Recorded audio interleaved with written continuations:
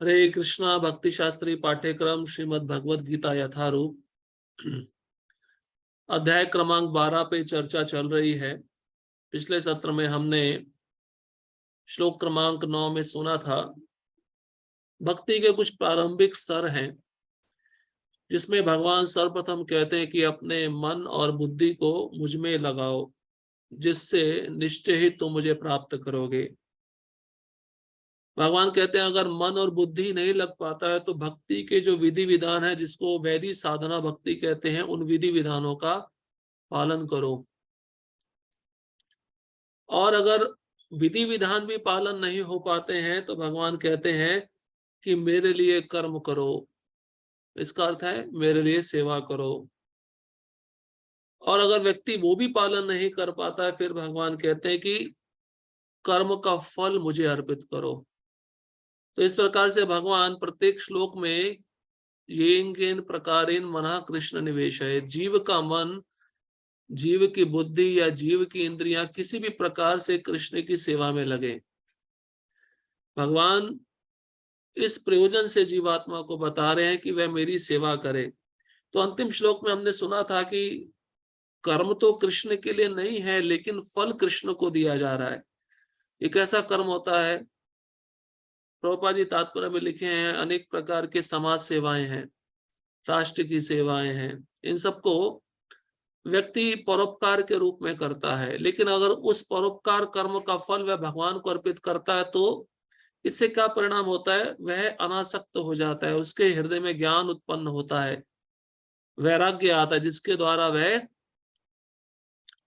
भगवत भक्ति को समझने में ज्यादा देर नहीं लगा पाता। अगर कोई भक्त उसके पास में आएगा और भक्त उसको प्रचार करेगा तो वह बहुत आसानी से समझ सकता है। इसलिए इस संसार में हम देखते हैं कि बहुत सारे लोग कर्म के फल के प्रति ज्यादा आसक्त रहते हैं। कर्म करने में उनकी रुचि हो या ना हो, लेकिन फल के प्रति उनकी रुचि बहुत ज्यादा मात्रा में रहती है। इसलिए भगवान कहते हैं उस कर्म का फल मुझे अर्पित करो। इसलिए हमें यह भी शिक्षा प्राप्त होती है कि भक्त जो भी सेवा करता है, उस सेवा के लिए जो फल उसको मिलने वाला है, वह फल स्वयं न लेकर वह कृष्ण को अर्पित करे। क्योंकि अगर हम फल की हमेशा इच्छा रखते रहेंगे तो हम भी उस कर्म के फल के प्रति बहुत आसक्त हो जाएंगे। इसलिए भक्तगण भी जो सेवा करते हैं, उनको सेवा करते करते जो फल मिलता है वह फल अपने गुरु परंपरा या कृष्ण को अर्पित करे, जिससे वह अनासक्त भाव में रहकर वैराग्य का स्वीकार करके भगवत भक्ति में आगे बढ़ सके। अब आज हम भगवान कुछ विशेष गुण बताना चाहते हैं अपने भक्तों के। उनके शुद्ध भक्तों में कुछ बहुत ही विशेष गुण है जिसके द्वारा भगवान आकर्षित हो जाते हैं, भगवान खींचे चले आते हैं और स्वयं कहते हैं ऐसे भक्त मुझे बहुत प्रिय हैं। लेकिन उन गुणों को सुनने से पहले इस भक्ति के प्रारंभिक स्तर को हम अंतिम श्लोक में देखेंगे, जिसमें भगवान कहते हैं 4 प्रकार की चीजें हैं, अभ्यास, ज्ञान, ध्यान और त्याग। भगवान इन चारों के विषय में बता रहे हैं। भक्त के लिए भक्ति का अभ्यास निरंतर करते रहना चाहिए, श्रवणम कीर्तनम हमेशा होते रहना चाहिए। भक्त का यही अभ्यास है। अभ्यास करते करते ही वह जीवन के अंतिम क्षण में कृष्ण को स्मरण कर सकेगा।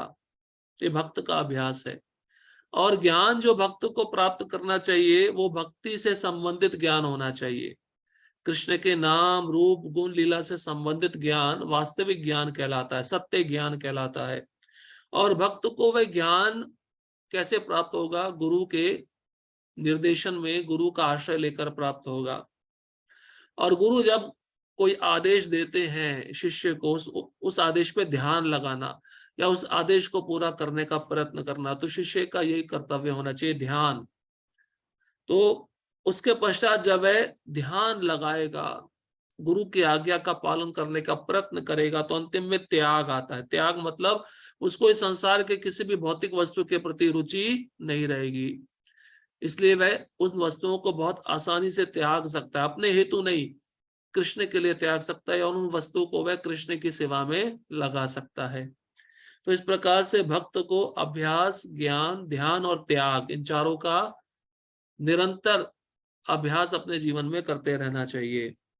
श्लोक क्रमांक 12। श्रेय हुई ज्ञानम अभ्यासा ज्ञानम ध्यानम विशिष्यते ध्यानात् कर्म फल त्यागा शांति निरंतरम। अनुवाद, यदि तुम यह अभ्यास नहीं कर सकते तो ज्ञान के अनुशीलन में लग जाओ, लेकिन ज्ञान से श्रेष्ठ ध्यान है और ध्यान से भी श्रेष्ठ है कर्म फलों का परित्याग, क्योंकि ऐसे त्याग से मनुष्य को मन शांति प्राप्त होती है। तो ये अंतिम श्लोक है इन भक्ति के प्रारंभिक स्तरों का। पिछले श्लोक में भगवान कहते हैं कि अपने कर्म का फल मुझे अर्पित करो।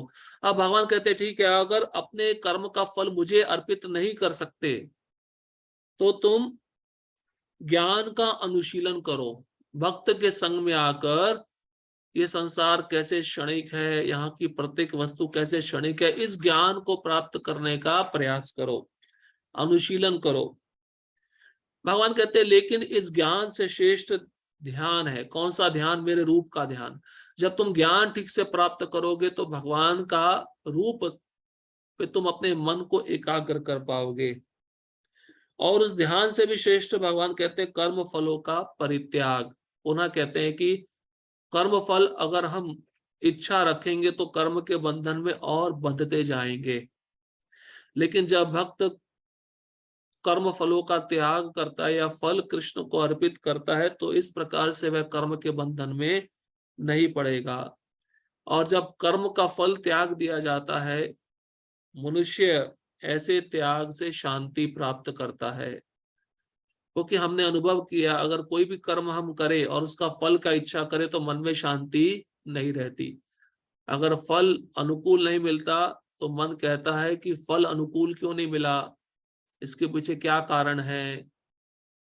तो ये उपद्रवी मन इस प्रकार से शांति प्राप्त नहीं कर पाता अगर वह कर्म के फलों के पीछे लगा रहेगा। इसलिए भगवान कहते हैं कर्म का फल मुझे अर्पित करो, जिससे तुम्हारे मन को शांति प्राप्त होगी। और शांत मन में ही सत्व गुण में रहकर भगवान की भक्ति या सेवा की जा सकती है।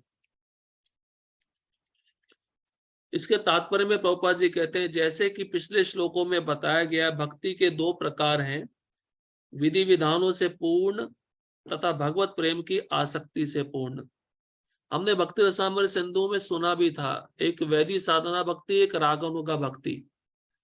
वैदिक साधना भक्ति कौन सी है? गुरु के मार्ग निर्देशन में रहकर जब शिष्य शास्त्रों में बताए गए आदेशों का पालन करता है उसको वैदिक साधना भक्ति कहते हैं। जैसे प्रभुपाद जी पिछले तात्पर्यों के उदाहरण में बताए हैं, सुबह जल्दी उठना, स्नान करना, मंगल आरती जाना, भगवान का दर्शन करना, भक्तों के संग में जप करना, तुलसी महारानी की आरती करना, गुरु पूजा करना, भागवतम श्रवण करना, ये सब वैदिक साधना भक्ति है जो गुरु के मार्ग निर्देशन में रहकर की जाती है।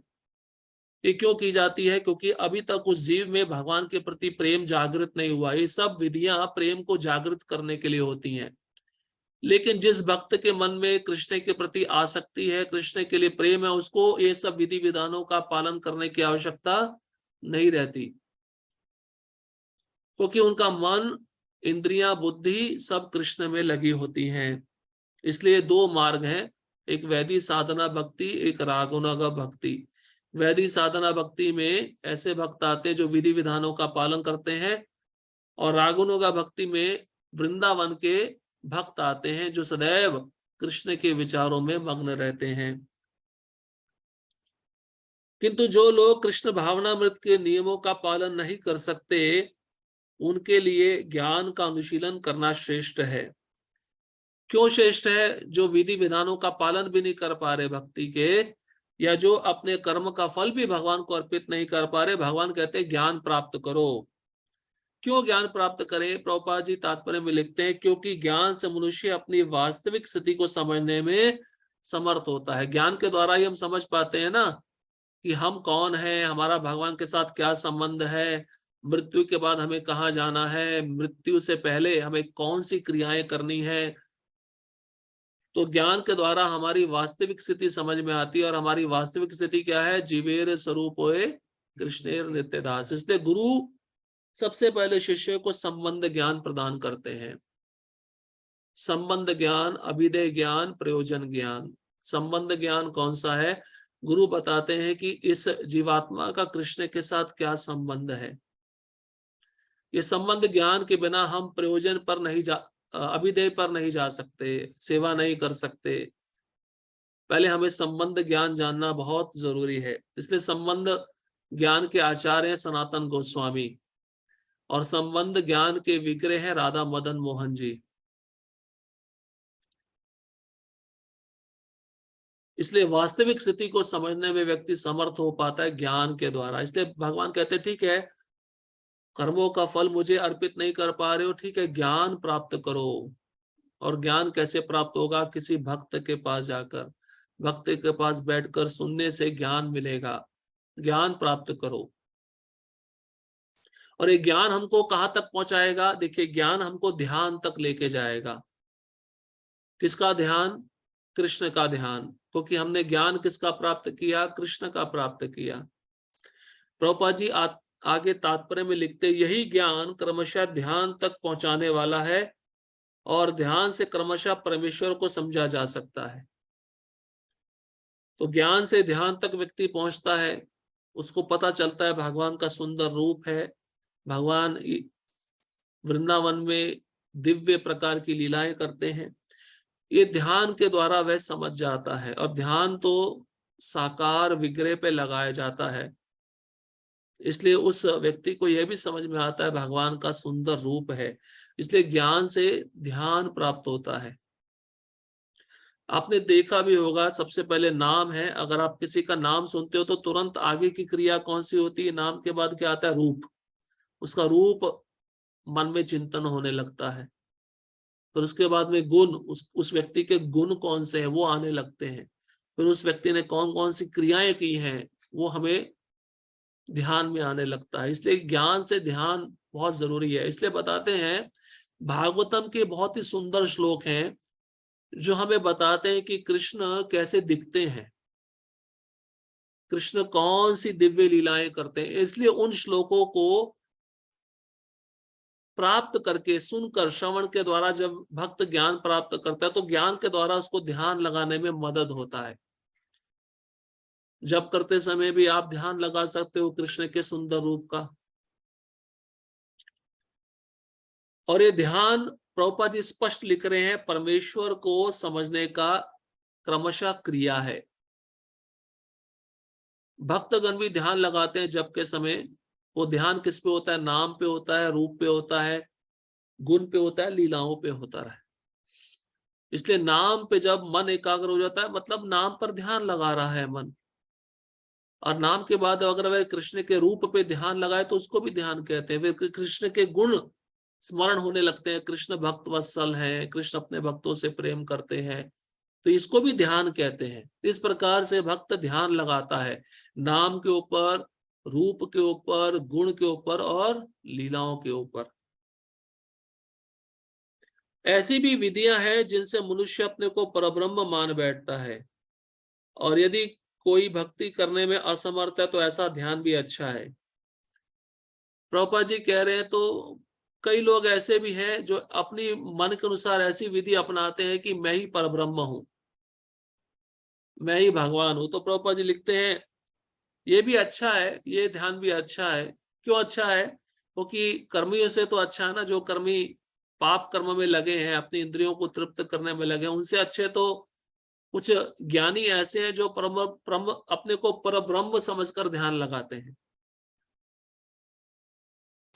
यदि कोई इस प्रकार से ध्यान नहीं कर सकता तो वैदिक साहित्य में ब्राह्मणों, क्षत्रियों, वैश्यों तथा शूद्रों के लिए कतिपय कर्तव्यों का आदेश है, जिसे हम भगवत गीता के अंतिम अध्याय में देखेंगे। अब प्रभुपाद जी लिखते हैं, ठीक है, भगवान पे ध्यान भी नहीं लगाया जा रहा है, तो एक और पर्याय है। वर्ण और आश्रम है, 4 वर्ण है, 4 आश्रम है, ब्राह्मण, क्षत्रिय, वैश्य, शूद्र 4 वर्ण है, ब्रह्मचारी, गृहस्थ, वानप्रस्थ, संन्यास 4 आश्रम है। इसमें अपना वृत्तिपरक कर्तव्य करो, अपना दायित्व निभाओ, और उस कर्तव्य को, उस कर्म को कृष्ण के साथ जोड़ दो। अगर भगवान पे ध्यान नहीं लगाया जा रहा है तो इन सब का आदेश भगवान इस भगवत गीता के 18वें अध्याय में देंगे। लेकिन प्रत्येक दशा में मनुष्य को अपने कर्म फल का त्याग करना होगा, जिसका अर्थ है कर्म फल को किसी अच्छे कार्य में लगाना। अब कर्म फल का त्याग मतलब ये नहीं है कि फल सारा कृष्ण को दे दिया, कुछ 100% कृष्ण की सेवा में लगाना चाहिए, अच्छे कार्य में लगाना चाहिए। अच्छा कार्य मतलब कृष्ण से संबंधित सेवा में उस फल को लगा देना चाहिए। जैसे हमने कल भी सुना था ना, गृहस्थ व्यक्ति का परम कर्तव्य क्या है? दान देना। तो जितना वो कमाता है अपने व्यवसाय के अनुसार, व्यापार के अनुसार, नौकरी के अनुसार, जितना भी महीने का उसके पास आता है, उसको उस लक्ष्मी जो कमाई है उसमें से कुछ प्रतिशत कृष्ण के लिए देना चाहिए। इसको कहते हैं कर्म फल का त्याग। और यही त्याग कर पाना व्यक्ति के लिए बहुत कठिन होता है, भक्तों के लिए बहुत कठिन होता है। आम व्यक्तियों की क्या बात की जाए। प्रहलाद महाराज क्या कहते हैं, ये जो धन है, लक्ष्मी है, ये मद से भी मीठी है। मद मतलब शहद, कोई भी इसको छोड़ना नहीं चाहता है। तो वही छोड़ सकता है जिसपे भगवान की विशेष कृपा होगी, जो इस तत्व को बहुत अच्छे से समझा है। जैसे कई इतने अच्छे भक्त हैं कि समझ चुके हैं ये संसार नाशवान है, शरीर नाशवान है, उनके पास जो भी धन है वह भगवान की सेवा में लगाने का प्रयत्न करते हैं, उस धन के प्रति वो आसक्त नहीं रहते। रूप गोस्वामी मंत्री थे, उन्होंने सब कुछ त्याग दिया चैतन्य महाप्रभु की सेवा के लिए, अपना धन सारा वितरण कर दिया। सभी गोस्वामियों ने, रघुनाथ दास गोस्वामी तो प्रभुपाद जी कहते हैं अगर आज के जमाने में किसी उद्योगपति के साथ तुलना की जाए, वो उद्योगपति भी कम रह जाएगा। रघुनाथ दास गोस्वामी के पास आज से 500 वर्ष पूर्व इतना धन था, उन्होंने चैतन्य महाप्रभु की सेवा के लिए सारे धन का त्याग कर दिया। तो हम अपने षड गोस्वामियों से सीख सकते हैं। भगवान यहाँ पे कर्मफल का त्याग करने को क्यों कह रहे हैं? इसलिए कह रहे हैं कि अनासक्त भाव होकर जब तक व्यक्ति कर्म नहीं करेगा तब तक उसके मन में वैराग्य नहीं आएगा, ज्ञान नहीं आएगा, और ज्ञान वैराग्य आए बिना वह भगवत भक्ति नहीं कर सकता। तो इसका मतलब यह है कि ज्ञान और वैराग्य स्वतंत्र हैं? नहीं, स्वतंत्र नहीं है, भक्ति पे आश्रित है। भक्ति से ज्ञान वैराग्य आ जाता है, लेकिन अब उसकी स्तर नहीं है भक्ति करने का। इसलिए तो भगवान क्रम बताया ना, भक्ति के विधि विधानों का पालन करो, वो नहीं कर सकते तो मेरे लिए कर्म करो, मेरे लिए कर्म नहीं कर सकते तो फल का त्याग करो। ये सब प्रकार क्यों बताया भगवान? क्योंकि भगवान जानते हैं हर एक प्रकार का व्यक्ति संसार में है। इसलिए व्यक्ति को अपने कर्म फल का त्याग करना ही चाहिए। और कैसा त्याग होना चाहिए? अच्छे कर्म के लिए होना चाहिए। अच्छा कर्म मतलब कृष्ण की सेवा के लिए। तो कई भक्त ऐसा भी सोचते हैं चलो तीर्थ में जा रहे हैं, बहुत सारे भिखारी हमको मिलेंगे, उनको दान दे देंगे, ये इसको त्याग कहते हैं। नहीं, ये त्याग नहीं है। ऐसे व्यक्ति को दान दो जो इच्छा से रहित है, जिसके मन में कोई इच्छा नहीं है। अब आपके पास बहुत सारे लोग आ रहे हैं मांगने के लिए, उनकी अपनी निजी इंद्र तृप्ति है, इसलिए वो आपके पास मांगने के लिए आ रहे हैं। उनको ना देते हुए जो व्यक्ति बिल्कुल शांत भाव से बैठकर भगवान का कीर्तन कर रहा है, भजन कर रहा है, जिसकी कोई अपेक्षा नहीं है, उसको दान देना चाहिए। तो हर एक व्यक्ति को, यहां तक कि गृहस्थों को तो छोड़ दीजिए, सन्यासी भी होते हैं, देखा गया वो भी दान करते हैं। क्यों करते हैं? उनको कोई आवश्यकता है दान करने की? उनको कोई आवश्यकता नहीं, लेकिन समाज को एक आदर्श दिखाने के लिए। इसलिए भगवत गीता में आगे हम पढ़ेंगे, भगवान कहेंगे 3 क्रियाएं बिल्कुल भी त्यागनी नहीं चाहिए, यज्ञ, दान और तप। यज्ञ मतलब नाम का जप, दान मतलब दान देना, ज्ञान का दान या धन का दान, और तपस्या, ये तीनों चीजें त्यागनी नहीं चाहिए। तीनों चीजें क्यों त्यागनी नहीं चाहिए? कृष्ण कहते हैं तीनों क्रियाएं मनुष्य को शुद्ध बनाती हैं, और जब तक शुद्ध नहीं बनेगा व्यक्ति तो अपनी इंद्रियों को पूरी तरह से वह कृष्ण की सेवा में नहीं लगा पाएगा। इसलिए यज्ञ, दान और तप, ये तीनों छोड़ना नहीं चाहिए। महात्मा से महात्मा व्यक्ति को भी इन तीनों क्रियाओं को छोड़ना नहीं चाहिए। इसलिए कई सन्यासी भी दान देते हैं।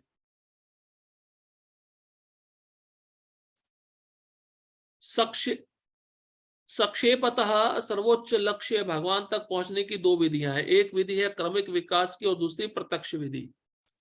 तो क्रमिक विकास और प्रत्यक्ष विधि, दो विधियां हैं भगवान तक पहुंचने की। क्रमिक विकास क्या है?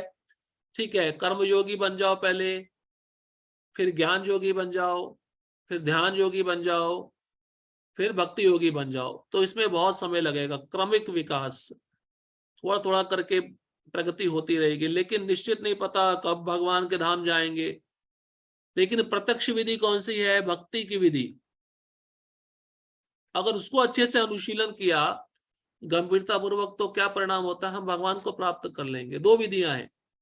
तो जैसे पहले भी बताया, एक सबसे ऊपर मंजिला जाना है तो एक सीढ़ी का मार्ग है, एक लिफ्ट का मार्ग है। क्रमिक विकास का मार्ग कौन सा है? सीढ़ी का मार्ग।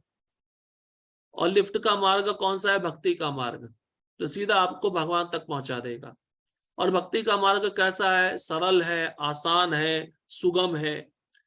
और ये जो सीढ़ी का मार्ग कैसा है? दुर्गम है, दुष्कर है, कलेश वाला है। जैसे निर्विशेषवादी के विषय में हमने सुना, भगवान कहते हैं उसमें दुख है, कलेश है, उसमें गारंटी नहीं है कि भगवत प्राप्ति होगी या नहीं होगी, उसको कई जन्म लग सकते हैं।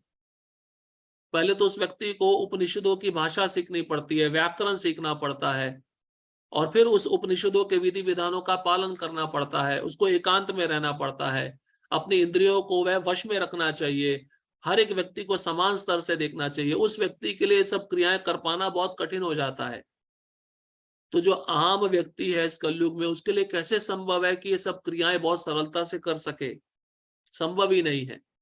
इसलिए यहाँ पे बताते हैं दूसरी विधि जो है वो है एकदम प्रत्यक्ष विधि, भक्ति योग की विधि। वो बहुत आसान है। अब देखिए प्रभुपाद जी प्रैक्टिकल बता रहे हैं आगे तात्पर्य में, बहुत अच्छा तात्पर्य है, सुनिए ध्यान से। कृष्ण भावनामृत में भक्ति प्रत्यक्ष विधि है, अभी हमने चर्चा किया। अन्य विधि में कर्मों के फल का त्याग करना होता है, तभी मनुष्य ज्ञान की अवस्था को प्राप्त होता है। तो अन्य विधि अगर व्यक्ति ने स्वीकार किया, क्रमिक विधि, कर्म योग, ज्ञान योग, ध्यान योग, इसमें अपने कर्म के फल का त्याग करना ही होगा।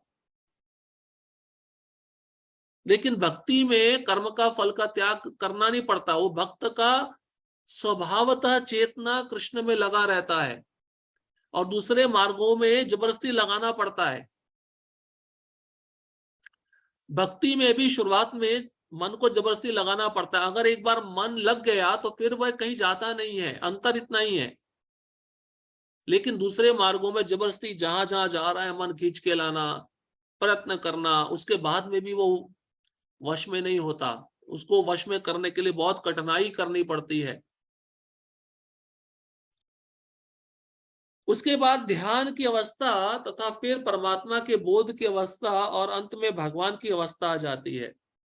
तो ब्रह्म, परमात्मा और भगवान, तीन अवस्थाओं को भी हमने सुन रखा है। तो ब्रह्म जन ज्ञानी लोग होते हैं, परमात्मा जन योगी लोग होते हैं, और भक्त जन भगवान की सेवा करने वाले होते हैं। तो एक क्रमिक विकास होता है। पहले ज्ञान योगी केवल ब्रह्म को जानता है। जब वह ब्रह्म को जान लेता तो उसको थोड़ा रूप दिखने लगता है। रूप दिखने के बाद में वह परमात्मा के स्तर पे आ जाता है, मतलब परमात्मा को देखने का प्रयत्न करता है। और उसके पश्चात जब उसका और प्रगति होता है तो वह भक्ति के स्तर पे आ जाता है। तो इसमें भी बड़ा समय लगता है। इसलिए कृष्ण गीता में क्या बोलते हैं? वासुदेवम सर्वमिति सा महात्मा सुदुर्लभा।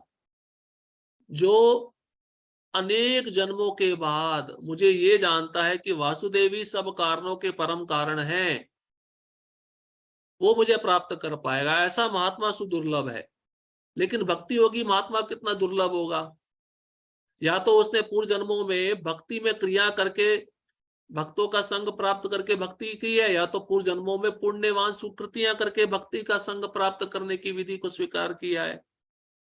लेकिन जो भक्त का संग की विधि है ना, वो प्रत्यक्ष विधि है, वो आपको जल्दी पहुंचा देगी।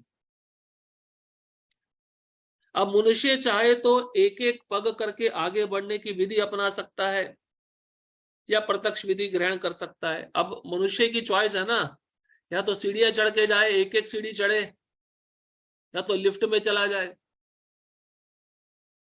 लेकिन प्रत्यक्ष विधि हर एक के लिए संभव नहीं है। देखिए अभी प्रभुपाद कितना इंटरेस्टिंग पॉइंट लिख रहे हैं। प्रभुपाद जी कहते हैं भक्ति की विधि हर एक के लिए संभव नहीं है। अब प्रश्न उठता है इतना आसान है प्रभु जी भक्ति करना, बहुत आसान है ना, सुबह जल्दी उठना, प्रसाद खाना आसान है, बाकी क्रियाएं आसान नहीं है। हम श्रवण भी एक जगह पे बैठ के इतना लंबे समय तक नहीं कर सकते, जब भी एक जगह पे बैठ के इतना लंबे समय तक नहीं कर सकते। लेकिन एक बहुत अच्छी विधि है भक्ति में, वो है संग। संग में जब किया जाता तो उसमें और आनंद आता है। लेकिन अन्य जितने भी योग है उसमें संग नहीं होता, व्यक्ति एकांत में रहता है।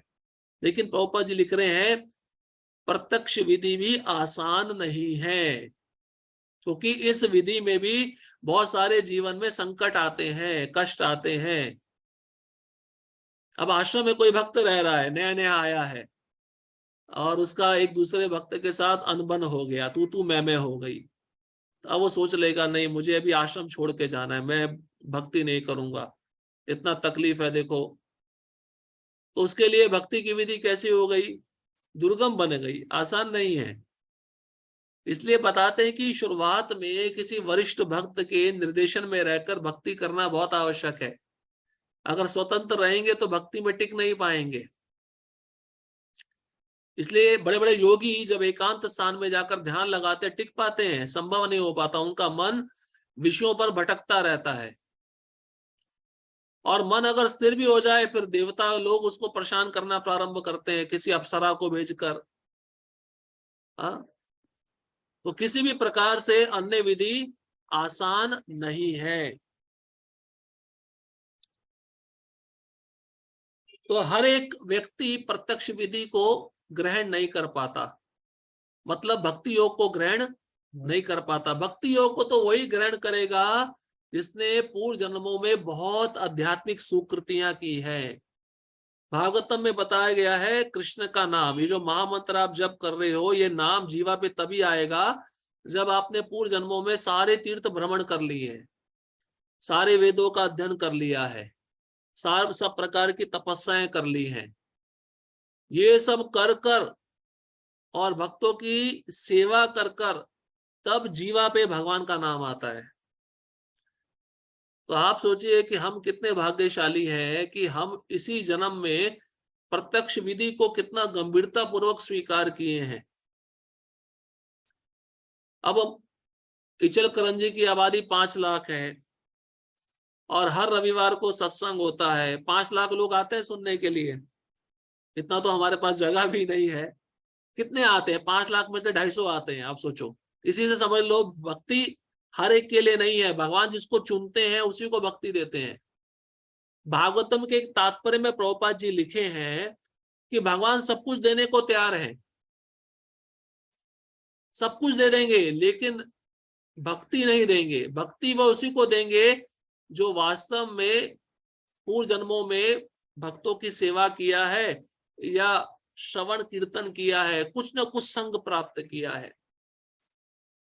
तो भगवान प्रसन्न हो जाते हैं और उस जीवात्मा को भगवान की अपनी भक्ति प्रदान करते हैं। अतः अप्रत्यक्ष विधि भी अच्छी है। अप्रत्यक्ष विधि कौन सी? ज्ञान की विधि, कर्म की विधि, योग की विधि, ये अप्रत्यक्ष विधि है जो क्रमिक विकास के द्वारा भक्ति योग तक लेकर जाती है। ये भी अच्छी है। क्यों अच्छी है? क्योंकि इससे शुद्धिकरण हो रहा है ना मन का, मन शुद्ध हो रहा है, वो गलत क्रियाओं में तो नहीं लगा ना। किसी प्रकार का शास्त्र के अनुसार जो तपस्या है, यज्ञ है, दान है, वो सब कर रहा है। तो इसलिए ये विधि भी अच्छी है। लेकिन यहाँ ये समझ लेना होगा कि अर्जुन के लिए अप्रत्यक्ष विधि नहीं सुझाई गई, क्योंकि वह पहले से परमेश्वर के प्रति प्रेमा भक्ति की अवस्था को प्राप्त था। तो अर्जुन के लिए यह अप्रत्यक्ष विधि नहीं थी, ये तो भक्ति की विधि है, क्योंकि पहले ही अर्जुन का प्रेम है कृष्ण के लिए। ये तो उन लोगों के लिए जो इस अवस्था को प्राप्त नहीं है, जो भक्ति नहीं कर पाते, उनके लिए विधि है। कौन सी विधि? कर्म करो, कर्म का फल का त्याग भगवान के लिए करो, और फल की इच्छा नहीं कर सकते हैं, नहीं दे सकते तो ज्ञान प्राप्त करो। ज्ञान के द्वारा तुमको ध्यान प्राप्त होगा भगवान के रूप पर, और भगवान का जब ध्यान करोगे तो त्याग की भावना आएगी, फिर तुम अनासक्त हो जाओगे, वैराग्य आएगा। ये विधि उन लोगों के लिए जो भक्ति को स्वीकार प्रत्यक्ष रूप से नहीं करते। उनके लिए तो त्याग, ज्ञान, ध्यान तथा परमात्मा एवं ब्रह्म की अनुभूति की क्रमिक विधि ही पालनीय है। किनके लिए? जो भक्ति को स्वीकार नहीं करते। आपने देखा होगा ना, मंदिर में भी, हमारे मंदिर में कई ऐसे लोग आते हैं, ऐसे बैठ जाते हैं और ध्यान लगाते हैं। मंदिर का कोई एक भक्त जाता है, बोलता है, प्रभु आप आए हैं, पहली बार एक माला का जप करो। बोले नहीं, मैं माला जप नहीं करूंगा, मैं ध्यान लगाऊंगा। तो ये विधि, अब देखे, प्रत्यक्ष एक भक्त आके बोल रहा है भक्ति को स्वीकार करो, स्वीकार नहीं करना चाहते, तो उनके लिए भगवान ने ध्यान का विधि लगाया, ध्यान लगा, और ध्यान लगाते लगाते सो भी जाते हैं, पूरा ध्यान नहीं लग पाता है। हाँ? इससे पता चलता है भगवान कितने दयालु हैं। हर एक के लिए कोई ना कोई विधि दी है, लेकिन भगवान को प्रिय कौन सी विधि है? प्रत्यक्ष विधि प्रिय है, भक्ति की विधि प्रिय है।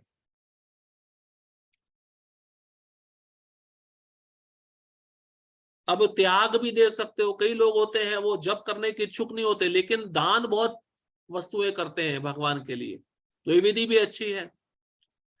क्रमिक विकास करते करते, शुद्धिकरण होते होते वह एक दिन भक्ति को स्वीकार कर लेगा। लेकिन जहां तक भगवत गीता का संबंध है, उसमें तो प्रत्यक्ष विधि पर ही बल है। तो भगवत गीता पूरी किस पे आधारित है? भक्ति योग पे आधारित है। प्रत्येक व्यक्ति को प्रत्यक्ष विधि ग्रहण करने तथा भगवान श्री कृष्ण की शरण में जाने की सलाह दी जाती है। प्रभुपाद जी कहते हैं हर एक को कौन सी विधि स्वीकार करनी चाहिए? भक्ति की विधि। अब भक्ति की विधि स्वीकार करनी है तो भक्ति के लिए कुछ गुण भी तो चाहिए ना। अब भगवान विशेष रूप से 26 गुण बता रहे हैं वैष्णवों के, जो भगवान को बहुत ही प्रिय है, और इस अध्याय का नाम है भक्ति योग।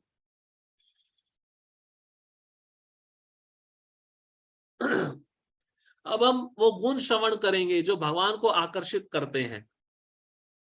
हमने भक्ति रसामृत सिंधु में सुना था ना, भक्ति के 6 गुण, शुद्ध भक्ति के 6 गुण। छठवां गुण कौन सा है? कोई बताएगा? शुद्ध भक्ति का छठवां गुण है कृष्ण आकर्षणी। कृष्ण आकर्षणी, जो कृष्ण को आकर्षित करती है। कृष्ण को क्या आकर्षित करता है? उनके भक्तों में जो गुण है वो आकर्षित करते हैं ना, तभी तो कृष्ण तुरंत दौड़कर चले आते हैं भक्तों के पास में। गजेंद्र के पास आए, द्रौपदी के पास में आए, पांडवों के पास में आए, अम्बरीश महाराज के पास में आए, प्रहलाद महाराज के पास में। उनके उनके अंदर कुछ विशेष गुण थे जिनके द्वारा भगवान खींचे चले आए, वह रोक नहीं पाए अपने को। जैसे संसार में हम कोई सुंदर पुरुष या सुंदर स्त्री देखते हैं तो कितना आकर्षण पैदा हो जाता है, वैसे ही भगवान के मन में भी आकर्षण पैदा होता है। ये भक्त के अंदर इतने सुंदर गुण हैं, ये गुण मुझे आकर्षित कर रहे हैं। भगवान प्रत्यक्ष रूप से आकर उन भक्तों की सेवा भी करते हैं। अब भगवान वो गुण बताने जा रहे हैं, और ये मुख्य रूप से 26 गुण है वैष्णव के, जो हम बारंबार सुनते हैं ना, कि ऐसे कौन से 26 गुण हैं जो भगवान को आकर्षित करने वाले। वो उन गुणों के बारे में भगवान अब बताने जा रहे हैं। इसमें से कुछ गुण हम में होंगे, कुछ नहीं होंगे, और जो होंगे वो बहुत कम मात्रा में होंगे।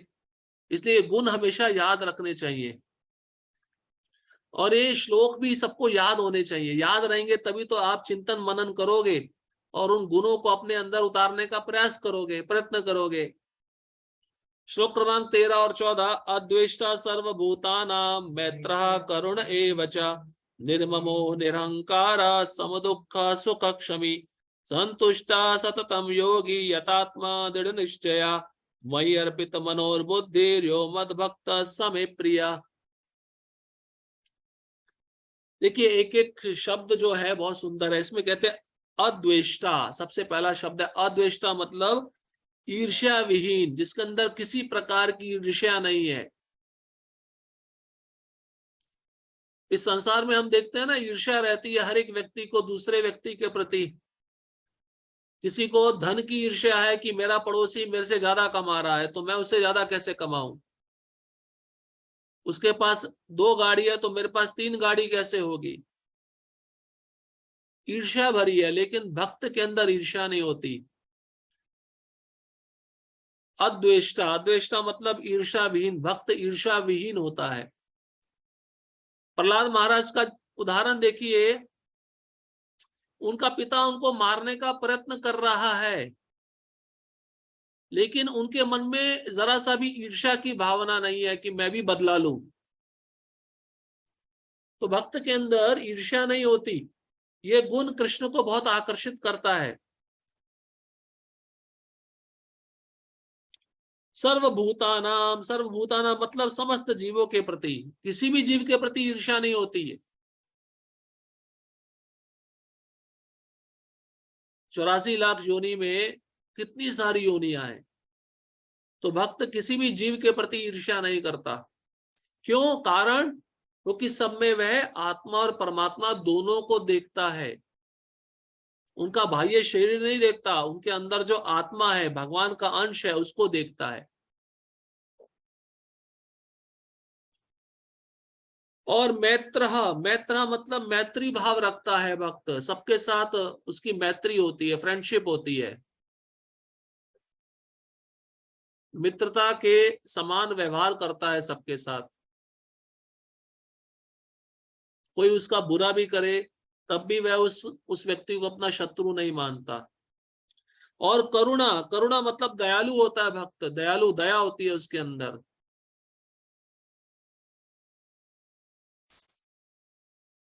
श्रील प्रभुपाद जी में इतना करुणा था, तभी तो वह पाश्चात्य जगत में जाकर इस कृष्ण भक्ति का प्रचार किए। अगर प्रभुपाद जी में करुणा नहीं होती तो आज इतना बड़ा प्रचार नहीं होता। वो भक्त करुणा के द्वारा, प्रचार के द्वारा करुणा दिखाता है, दया दिखाता है जीवों के ऊपर, कि जीव इस संसार में कष्ट में पड़े हुए हैं, दुख में पड़े हुए हैं, उनको कैसे प्रसन्न किया जाए, उनको कैसे कृष्ण के साथ जोड़ा जाए।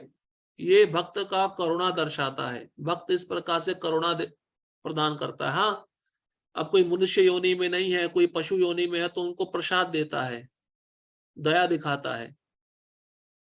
हिंसात्मक भावना नहीं होती भक्त के अंदर। निर्ममा, निर्ममा मतलब स्वामित्व की भावना से रहित होता है वो, उसके अंदर स्वामी भाव नहीं होता। भक्त सोचता है जो मेरा है वो भी तुम्हारा है, लेकिन असुर क्या सोचता है? जो तेरा है वो भी मेरा है, और जो मेरा है वो भी मेरा है। सुर और असुर, सुर मतलब देवता या भक्त, असुर मतलब राक्षस। तो भक्त के अंदर स्वामित्व की भावना नहीं होती। किसी भी वस्तु पे अपना स्वामी भाव भक्त जताना नहीं चाहता है। हर स्थिति में अपने को क्या समझता है? दास, दास, दासानुदास। कभी बॉस बनने की भावना उसके मन में नहीं आती।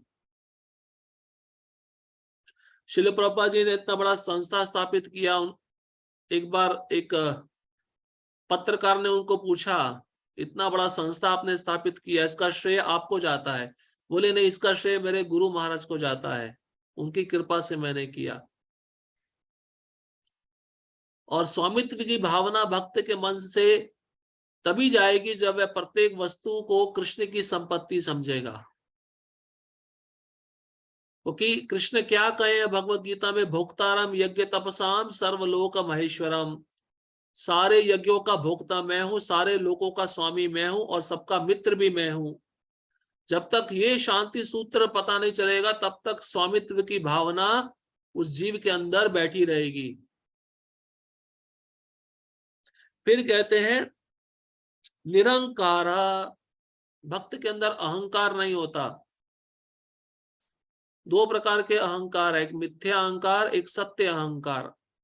तो भक्त के अंदर सत्य अहंकार रहता है। सत्य अहंकार क्या है? कि मैं कृष्ण का दास हूं, मैं गर्व महसूस करता हूं कि मैं कृष्ण का सेवक हूं। ये उसका सत्य अहंकार होता है। और झूठा अहंकार तो आपने देखा ही है संसार में, मैं ये शरीर हूं, हर वस्तु मेरी है, ये घर मेरा है, ये पैसा मेरा है। इसी अहंकार के कारण व्यक्ति 84 लाख योनि में घूमता रहता है। लेकिन भक्त के अंदर मिथ्या अहंकार बिल्कुल भी नहीं होता। क्योंकि वह अपने को सदैव कृष्ण का दास समझता है या कृष्ण के दासों का दास समझता है। और सम दुख सुख क्षमी, सुंदर शब्द है। देखिए, सम मतलब समभाव रखता है, दुख और सुख में समभाव रखता है। दुख आएगा जीवन में तब भी विचलित नहीं होगा, सुख आएगा जीवन में तब भी प्रसन्न नहीं होगा। समभाव। इसलिए कृष्ण पहले क्या बोले अर्जुन को? सहन करना सीखो, शीतोष्ण सुख दुखदा ताम सतिक्षस्व भारता। वो भक्त समदृष्टि रखता है, सुख में भी और दुख में भी, क्योंकि वह जानता है अगर सुख आ रहा है तो कृष्ण की कृपा है और दुख आ रहा है तो मेरे कारण आ रहा है, इसका कारणी स्वरूप मैं हूं। और क्षमी मतलब क्षमावान होता है, क्षमा मतलब क्षमा कर देता है। कोई भी व्यक्ति उसके प्रति अपराध करे, उसके बारे में अपशब्द बोले, उसकी निंदा करे, किसकी? भक्त की, उसको मारने का प्रयत्न करे, वो फिर भी बदले की भावना नहीं रखता, उसको कहते हैं क्षमा। क्षमा मतलब फॉरगिवनेस, क्षमा कर देना। भक्त क्षमाशील होता है। जैसे चित्रकेतु महाराज, पार्वती माता ने श्राप दिया, उन्होंने स्वीकार कर दिया, स्वीकार कर लिया। परीक्षित महाराज, उनको भी श्राप मिला मृत्यु का, उन्होंने भी स्वीकार कर लिया, क्षमा कर दिया। अम्बरीश महाराज इसके ज्वलंत उदाहरण है। भागवतम में वर्णन है, जब चक्र दुर्वासा मुनि का पीछा कर रहा था और भगवान ने कहा अगर अम्बरीश महाराज आपको क्षमा कर देंगे तब ये चक्र शांत हो जाएगा, आप उनके पास जाओ। दुर्वासा मुनि दौड़ते हुए आए और चक्र उनके पीछे लगा हुआ था। जैसे ही अम्बरीश महाराज के चरण पकड़े, अम्बरीश महाराज लज्जित हो गए। अम्बरीश महाराज ने बोला, आप क्या कर रहे हैं? आप तो महान साधु हैं, मैं तो भोगी ग्रस्त हूं, आप मेरे चरणों में गिरकर ये सब कर रहे हैं, आपको ये शोभा नहीं देता। बाद में वो अम्बरीश महाराज सुदर्शन चक्र को प्रार्थना करते हैं कि मैंने जितनी भी भक्ति की है, जितने भी भगवान की सेवा की है, वह सब भगवान की कृपा से इस दुर्वासा मुनि को प्राप्त हो जाए और सुदर्शन चक्र शांत हो जाए। वो क्षमा कर दिया, तुरंत क्षमा कर दिया। किसने? अम्बरीश महाराज ने दुर्वासा मुनि को। संतुष्ट, ये बहुत सुंदर गुण है भक्त का। संतुष्टा मतलब संतुष्ट रहता है। भक्त खाने में भी संतुष्ट रहता है, वस्त्र पहनने में भी संतुष्ट रहता है, रहने के स्थान से भी संतुष्ट रहता है, हर एक क्रिया में संतुष्टि रहती है, लोभ नहीं रहता भक्त के अंदर। अब उसको किसी दिन अच्छा खाने को मिलेगा, किसी दिन अच्छा खाने को नहीं मिलेगा, किसी प्रकार का प्रतिक्रिया नहीं करता भक्त, संतुष्ट रहता है। और क्यों संतुष्ट रहता है? कि जो भी कुछ मेरे पास आ रहा है वो कृष्ण की कृपा से आ रहा है। वस्त्र भी सादे पहनता है और रहने का स्थान भी उसका सादा सादा होता है, सिंपल होता है, संतुष्ट रहता है। इसलिए भक्तों को संतुष्ट रहना चाहिए, संतुष्ट रहने से लोभ नहीं आएगा। उसके बाद में सततम योगी। सततम योगी मतलब भक्ति में सदैव लगा रहता है, एक क्षण भी भक्ति के बिना व्यतीत नहीं करता, हर क्षण भगवान की सेवा कैसे की जाए उसके बारे में चिंतन करता रहता है। इसको कहते हैं सततम योगी। सततम मतलब निरंतर, योगी मतलब भक्ति में लगा हुआ।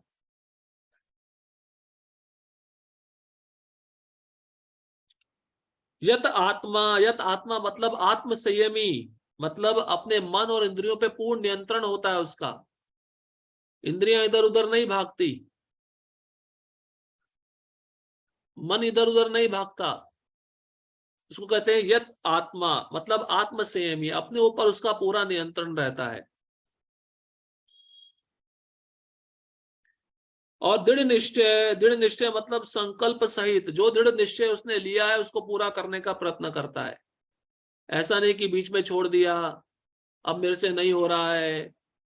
इसलिए हम संकल्प लेते हैं ना दीक्षा के समय, 4 नियम पालन 16 माला जप। तो अंतिम श्वास तक उसको पूरा करने का प्रयत्न करना चाहिए, और करना ही चाहिए, गुरु की सबसे श्रेष्ठ आज्ञा है।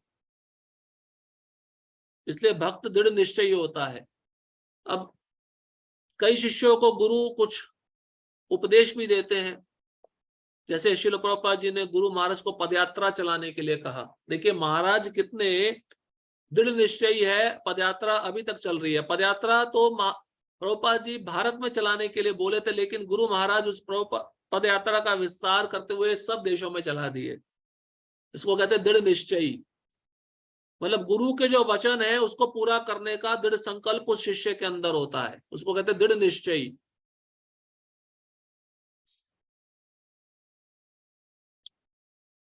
और उस संकल्प को पूरा करने में कितना भी कठिनाई आए, कितना भी समस्या है, उससे वह जूझता है, उससे वह लड़ता है, उसका सामना करता है। जैसे श्रील प्रभुपाद जी भी स्वयं उदाहरण है, अपने गुरु के आदेश के प्रति कितने दृढ़ संकल्प थे, जबकि आदेश पूरा करने में कितना समय लगा, 45 साल लगा। 45 साल 45 साल तक तो हमें यह समझ में नहीं आता गुरु ने हमको क्या आदेश दिया है।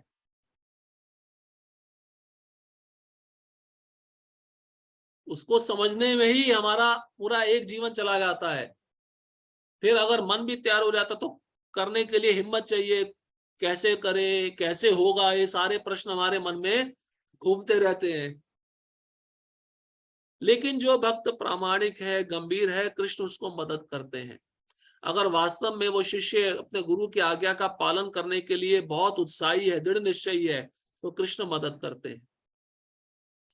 गुरु महाराज शुरुआत में जब पदयात्रा शुरू किए तो पैसे नहीं थे गुरु महाराज के पास। आप पदयात्रा वर्ल्ड वाइड बुक पढ़ेंगे, उसमें गुरु महाराज चिट्ठी लिखे प्रभुपाद को, प्रभुपाद मेरे पास पैसा नहीं है, अब बैल खरीदना है, बैलगाड़ी खरीदनी है, पैसा कहां से लाया जाए। प्रभुपाद बोले मैं पैसा नहीं दूंगा, ग्रंथ वितरण करो, ग्रंथ वितरण करने से जो पैसा आएगा वो उससे बैल खरीदो और गाड़ी खरीदो।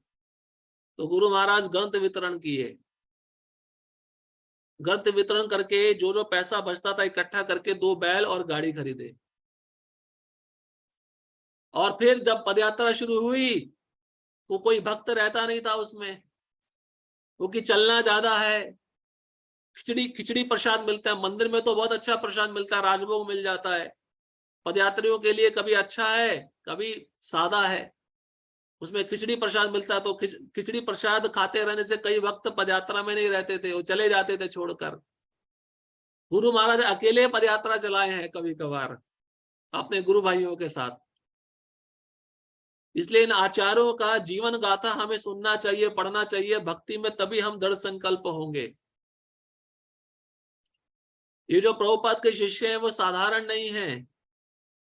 चलो भारतीयों को तो तपस्या करने का आदत है, लेकिन विदेशी लोग तपस्या कैसे किए। जुहू मंदिर का जो लैंड था शुरुआत में, वहां पर कुछ नहीं था, सांप बिच्छू रहते थे, स्नान के लिए पानी नहीं होता था। लेकिन प्रभुपाद बोले जगह नहीं छोड़नी, ये राधा रास बिहारी की जगह है। क्योंकि जिस व्यक्ति ने जमीन दिया था उसके साथ झगड़ा चल रहा था, वो व्यक्ति अपना जमीन वापस लेना चाहता था। प्रभुपाद बोले नहीं, एक बार जो भगवान को दे दिया, भक्तों को दे दिया, वापस नहीं दिया जाता। इतना कष्ट सहन किया, वहां पे भक्तों को मारा गया, फिर भी भक्त उस जगह को नहीं छोड़े। आज उन भक्तों ने जो जगह नहीं छोड़ी, आज क्या परिणाम है, इतना सुंदर राधा रास बिहारी का मंदिर है। प्रभुपाद राधा रास बिहारी के सामने हाथ जोड़कर आंखों में आंसू लाकर रोते थे। आप यहाँ पे रही, आपको मैं इस जगह पे रख रहा हूँ, ये अच्छी जगह नहीं है फिलहाल, लेकिन मैं आपके लिए इसी जगह पे एक महल बनाना चाहता हूँ। किसके लिए? भगवान के लिए। शुद्ध भक्त का इच्छा होता है, आपके लिए सुंदर महल बनाना चाहता हूँ। और आप देखिए आज वो जमीन है, समुद्र के किनारे है, और इतनी अद्भुत है कि हम बता नहीं सकते। प्रभुपाद जी का शुरुआत का सबसे प्रोजेक्ट, प्रभुपाद जी कई जगह ये भी लिखे हैं कि जुहू का मंदिर मेरे लिए कुरुक्षेत्र का युद्ध है। जैसे अर्जुन रणभूमि में तैयार रहता था, मुझे हर समय हर दिन जुहू मंदिर का याद आता था। इसलिए प्रभुपाद जी के प्राण विग्रह राधा रास बिहारी हैं, और उन्हीं राधा रास बिहारी की सेवा हमारे गुरु महाराज की है। हेड पुजारी है, पहले हेड पुजारी महाराज टीन के अंदर भगवान के लिए कोई मंदिर नहीं था, टीन में रखा जाता था, पत्रे के टीन में, आप सोचिए, वहां पे रहकर भक्तों ने सेवा की है। दृढ़ संकल्प थे, वहीं पे रहे, आज इतना बड़ा परिणाम क्या मिला, इतना सुंदर मंदिर है। तपस्या किया उसके लिए, अपने गुरु के लिए, भगवान के लिए। तो भगवान निश्चित उस भक्त को भी ऐश्वर्य प्रदान करते हैं जो उनकी सेवा में दृढ़ संकल्प पूर्वक लगा रहता है। इसलिए भक्ति का मार्ग छोड़ना नहीं है। व्यवधान आएंगे, कष्ट आएंगे, समस्या आएगी, लेकिन भक्ति का मार्ग नहीं छोड़ना। उसके बाद में गुण आता है कि उस भक्त ने अपनी बुद्धि मन मुझको अर्पित कर दिया है। मई अर्पित मनोर बुद्धि, मई मतलब मुझ में, अर्पित मतलब समर्पण कर दिया, बुद्धि और मन, मन और बुद्धि उसका सदैव मुझ में लगा हुआ है।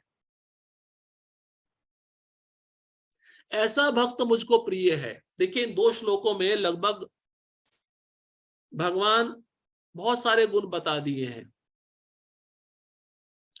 जो किसी से द्वेष नहीं करता, लेकिन सभी जीवों का दयालु मित्र है। भागवतम में भी इसके विषय में बताया, तितिक्षुव का, कारुण का, सुहृदम सर्वदेही नाम। भक्त सहनशील होता है। तितिक्षुवा मतलब सहनशील, कारुणिका मतलब करुणा होती है, और सुहृदम सर्वदेही नाम, सबका मित्र होता है। जो अपने को स्वामी नहीं मानता और मिथ्या अहंकार से मुक्त है, जो सुख दुख में संभाव रहता है, सहिष्णु है, सदैव आत्मतुष्ट रहता है, आत्म संयमी है, तथा जो निश्चय के साथ मुझ में मन तथा बुद्धि को स्थिर करके भक्ति में लगा रहता है, ऐसा भक्त मुझे अत्यंत प्रिय है। अब प्रभुपाद जी देखिए तात्पर्य में क्या लिखते हैं। शुद्ध भक्ति पर पुनः आकर भगवान इन दोनों श्लोकों में शुद्ध भक्त के दिव्य गुणों का वर्णन कर रहे हैं। शुद्ध भक्त किसी भी परिस्थिति में विचलित नहीं होता, ना ही वह किसी के प्रति ईर्ष्यालु होता है, ना वह अपने शत्रु का शत्रु बनता है। वह तो सोचता है ये व्यक्ति मेरे विगत दुष्कर्मों के कारण मेरा शत्रु बना हुआ है, अतः विरोध करने की अपेक्षा कष्ट सहना अच्छा है ना। भक्त की भावना कैसी होती है, उसके जीवन में कष्ट आता है, ये मेरे पूर्व कर्मों का फल है, इसलिए इसको सहन करना अच्छा है। अवंती ब्राह्मण, आपको अगर सहनशीलता चाहिए तो अवंती ब्राह्मण का गीत सुनो। भागवतम के 11वें स्कंद में भगवान कृष्ण स्वयं उद्धव को इस अवंती ब्राह्मण की कथा का वर्णन किए हैं। अवंती ब्राह्मण बहुत धनवान था, उसके पास किसी धन की कोई कमी नहीं थी, लेकिन कंजूस था। ना घर वालों के लिए पैसा खर्च करता था, ना अपने लिए खर्च करता था। एक दिन क्या हुआ, कुछ सरकार के लोग आ गए, उन्होंने टैक्स लगाया, उसका धन छीन लिया। एक दिन क्या हुआ, कुछ चोर आए, उसका धन चुरा लिया। एक दिन क्या हुआ, कुछ रिश्तेदार आए, देता नहीं है इसलिए हड़प लो इससे, उसे छीन लिया। इस प्रकार से उसका सारा धन चला गया। धन जाने के बाद में अब उसको ऐसा लगा मेरा कोई भी नहीं है संसार में, लेकिन उसके मन में वैराग्य आया और उसने संन्यास ले लिया। संन्यास लेने के बाद भ्रमण करता रहा, घूमता रहा, भिक्षा मांगता रहा, और अपने ही गांव में पहुंचा, तब कोई व्यक्ति उसको पहचान नहीं पाया। तो अपने गांव में पहुंचा, तब उसके गांव के लोगों ने उसके साथ दुर्व्यवहार किया। कैसा दुर्व्यवहार किया, उसका संन्यास दंड लेके उसी को मारना शुरू किया, उसपे अपान वायु छोड़ा, उसपे मूत्र छोड़ा, भिक्षा जो मांग के लाया था उसे छीन लिया, उसको खाने नहीं दिया, उसको रस्सी से बांध दिया। इस प्रकार से उसको अनेक प्रकार से यातनाएं दी। फिर भी वह अवंती ब्राह्मण क्या सोच रहा था,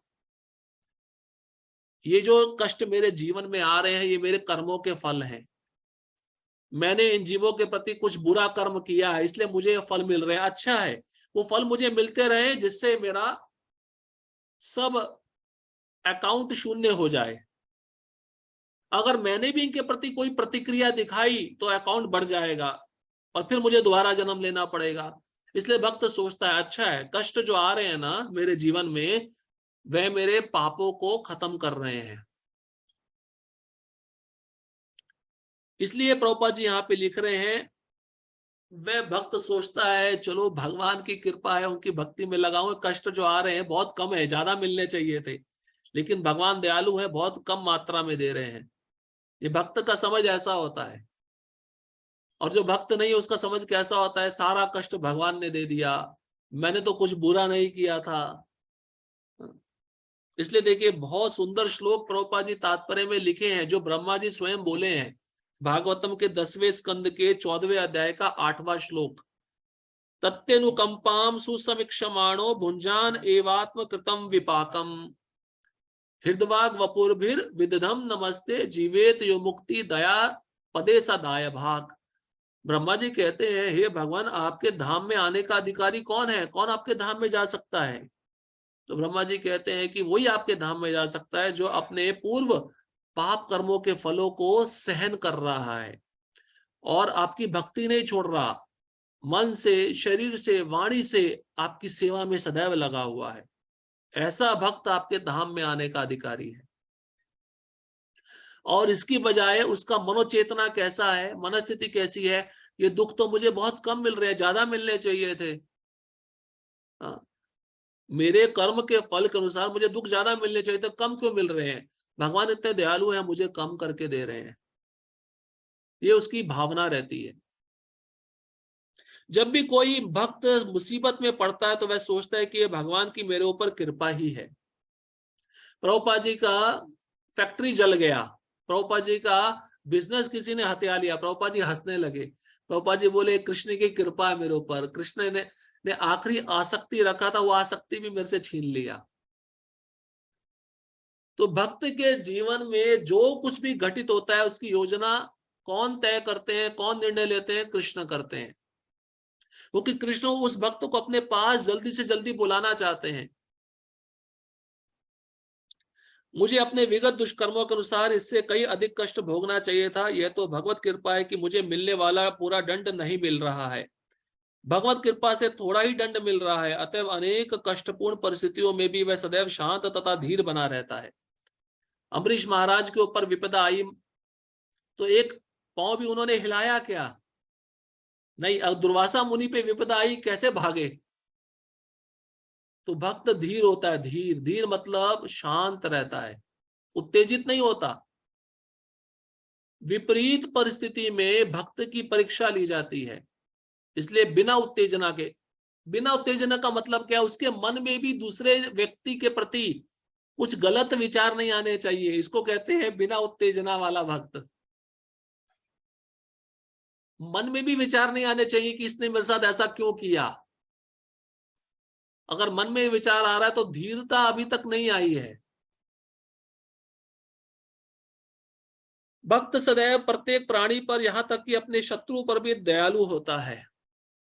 युधिष्ठिर महाराज थे ना दयालु, दुर्योधन पे दयालु थे।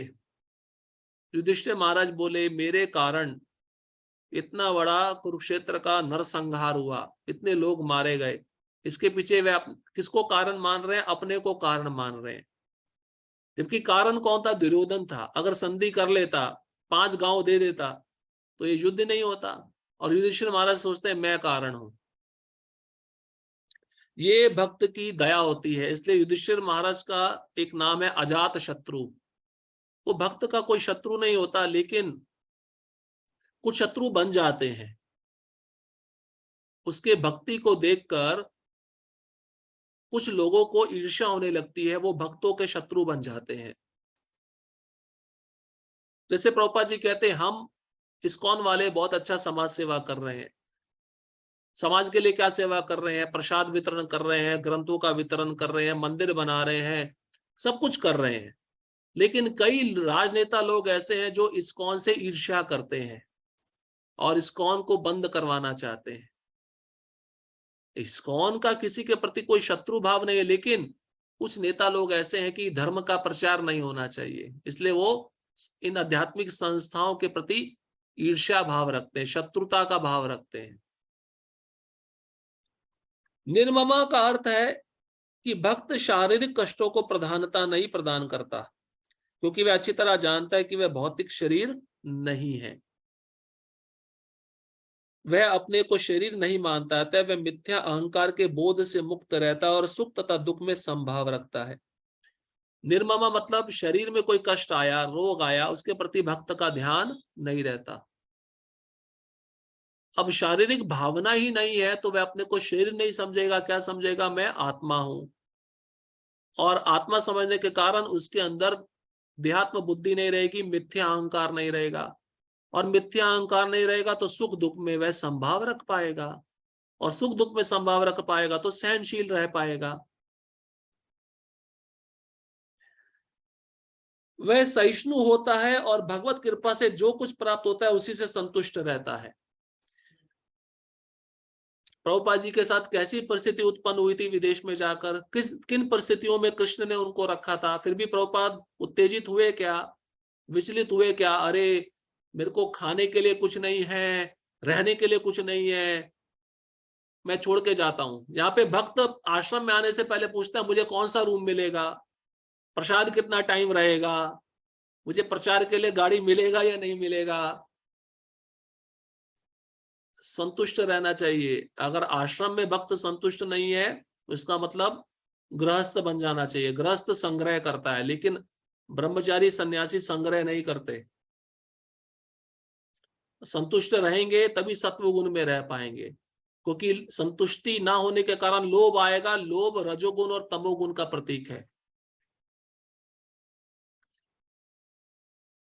कैसे संतुष्ट रहता है भक्त? ऐसी वस्तु को प्राप्त करने का प्रयास नहीं करता जो कठिनाई से मिले। अब भक्त सोचे नहीं मुझे BMW गाड़ी चाहिए, फरारी चाहिए, मर्सिडीज चाहिए, उसको कमाने में ही जन्म बीत जाएगा। इतना जन्म कमा के भी वह भक्त उन गाड़ियों को नहीं खरीद सकता। तो ऐसी वस्तु जो बहुत कठिनाई से मिलती है उसके लिए भक्त प्रयत्न नहीं करता, इसलिए संतुष्ट रहता है। भगवान मेरे को जिस स्थिति में रख रहे हैं मैं संतुष्ट हूं, अतः वह सदैव प्रसन्न चित रहता है। भाई जो संतुष्ट है वही तो खुश रहेगा ना। जो संतुष्टि नहीं है, मुझे और चाहिए, मुझे और चाहिए, उसकी दशा कैसी है? अप्रसन्नता, कभी खुश नहीं रहेगा वो। वह पूर्ण योगी होता है क्योंकि वह अपने गुरु के आदेशों पर अटल रहता है, और चूंकि उसकी इंद्रियां वश में रहती हैं अतः वह दृढ़ निश्चयी होता है। वह झूठे तर्कों से विचलित नहीं होता क्योंकि कोई उसे भक्ति के दृढ़ संकल्प से हटा नहीं सकता। ये मध्यम अधिकारी के गुण हैं। मध्यम अधिकारी शास्त्र का पूरा ज्ञान होता है, लेकिन अब मान लीजिए कोई सामने वाला व्यक्ति आया है, अपना मत प्रस्तुत कर रहा है। अब मध्यम अधिकारी उसको नहीं समझा पा रहा, लेकिन वो व्यक्ति के मत से, वो व्यक्ति के वाक्यों से भक्त विचलित नहीं होगा, क्योंकि उसको सिद्धांत पता है। एते चांश कला पुंसा कृष्णस्तु भगवान स्वयं, कृष्ण ही भगवान है। वह पूर्णतया अवगत रहता है कि कृष्ण उसके शाश्वत प्रभु है, अतएव कोई भी उसे विचलित नहीं कर सकता। इन समस्त गुणों के फलस्वरूप वह अपने मन तथा बुद्धि को पूर्णतया परमेश्वर पर स्थिर करने में समर्थ होता है। भक्ति का ऐसा आदर्श अत्यंत दुर्लभ है, लेकिन भक्त भक्ति के विधि विधानों का पालन करते हुए उसी अवस्था में स्थित रहता है, और फिर भगवान कहते हैं कि ऐसा भक्त उन्हें अति प्रिय है, क्योंकि भगवान उसकी कृष्ण भावना से युक्त कार्यकलापों से सदैव प्रसन्न रहते हैं। तो इन गुणों के द्वारा कृष्ण बहुत प्रसन्न होते हैं, और इन गुणों को हमें अपने जीवन में विकसित करने का प्रयास करना चाहिए। पूर्ण विकसित नहीं कर पाते, लेकिन उन गुणों का 100% कुछ अंश तो हम अपने जीवन में विकसित कर सकें, ये प्रयत्न हर एक भक्त का होना चाहिए। श्लोक क्रमांक 15, यस्मात् नोद्युज्यते लोको लोका नोद्युज्यते चया हर्षाम महर्षयोद्वेगे मुक्तो या सच में प्रिया। जिससे किसी को कष्ट नहीं पहुंचता तथा जो अन्य किसी के द्वारा विचलित नहीं किया जाता, जो सुख दुख में, भय तथा चिंता में समभाव रहता है, वह मुझे अत्यंत प्रिय है। अत्यंत मतलब बहुत ज्यादा प्रिय है, खाली प्रिय नहीं है। अत्यंत मतलब बहुत ज्यादा प्रिय है। कोई वस्तु आपको ज्यादा अच्छी लगती है तो आप उसको हमेशा अपने साथ में रखते हो ना। सबसे अच्छी वस्तु क्या है भक्त की? जप माला। इसे सदैव अपने साथ में रखना चाहिए, या प्रभुपाद जी का कोई ग्रंथ। ये अनमोल वस्तुएं हैं, हमें इन वस्तुओं के प्रति आसक्ति बढ़ाना चाहिए। अब देखिए बहुत सुंदर तत्व बता रहे हैं भगवान। कहते हैं यस्मात् नो दुज्यते लोकहा, मतलब जिससे किसी को कष्ट नहीं पहुंचता। मतलब भक्त किसी को कष्ट नहीं पहुंचाता है अपने वाणी से, अपने शरीर से, अपने मन से, जिससे किसी को कष्ट नहीं पहुंचता। और दूसरा सिद्धांत क्या है? लोकानो दुजते चया, किसी के अन्य किसी के द्वारा विचलित नहीं किया जाता। भक्त को जो कुछ भी कोई बोले, अपशब्द बोले, निंदा करे, भक्त विचलित ही नहीं होता है, किसी के द्वारा विचलित भी नहीं हो रहा है और किसी को कष्ट भी नहीं पहुंचा रहा है, इसको कहते हैं भक्त। अब भक्तों में भी बहुत बार अनबन हो जाती है, झगड़ा हो जाता है, तो ये श्लोक हमेशा याद रखना चाहिए। हमें बाहर के लोगों का भी मन विचलित नहीं करना है और भक्तों का भी मन विचलित नहीं करना है। अब आप प्रश्न पूछेंगे, प्रभु जी अगर वो हमारा मन विचलित कर रहे हैं तो क्या करना चाहिए? हमें भी तो जैसे का तैसा सुनाना चाहिए ना, टिट फॉर टैट। नहीं, ये आपकी परीक्षा है। भगवान आपकी सहनशीलता देखना चाहते हैं, मेरे भक्ति के गुणों को आपने कितना विकसित किया है। इसलिए ये परीक्षा है, इसमें आपको उत्तीर्ण होना पड़ेगा। इसलिए चैतन्य महाप्रभु क्या कहते हैं, शिष्टाष्टकम का 3रा श्लोक, तृणादपि सुनीचेन तरोरेव सहिष्णुना अमानिना मानदेना कीर्तनीय सदा हरि। ये चैतन्य महाप्रभु किसके लिए बोले? हम सबके लिए बोले। तृणादपि सुनीचेन, आप बोलोगे महाप्रभु ने तो सहनशीलता की सीमा ही पार कर दी। तृण के घास से भी अपने को निम्न समझना, अभी और कितना निम्न समझे हम अपने को। प्रभु जी दूसरे वाला भक्त इतना उल्टा सीधा बोलता रहता है, हमें भी तो कुछ प्रतिक्रिया देनी चाहिए ना। देखो, अपने लिए आए तो सहन करो, दूसरे भक्त के लिए आए तो मत छोड़ो। सिद्धांत ऐसा है। दूसरे भक्त के बारे में कोई उल्टा सीधा बोल रहा है बाहर का व्यक्ति, तो उसको मारो या उसको जवाब दो, लेकिन आपके लिए कोई बोल रहा है तो सहन करो। इसलिए वृक्ष से भी अधिक सहनशील, बहुत कठिन परीक्षा है। वृक्ष एक ही जगह पे खड़ा रहता है, सर्दी गर्मी वर्षा ऋतुएं ताप सहन करता रहता है, लेकिन क्या करता है? फल देता है, फूल देता है। कोई पानी भी ना डाले, कोई उस पे मूत्र भी त्याग दे, तब भी कहता है मेरा लकड़ी ले जाओ, खाना बना लो। इसलिए ये गुरु है हमारा। चैतन्य महाप्रभु बोलते हैं घास का, तिनका और वृक्ष, ये गुरु है हमारे, वैष्णव के गुरु हैं दोनों।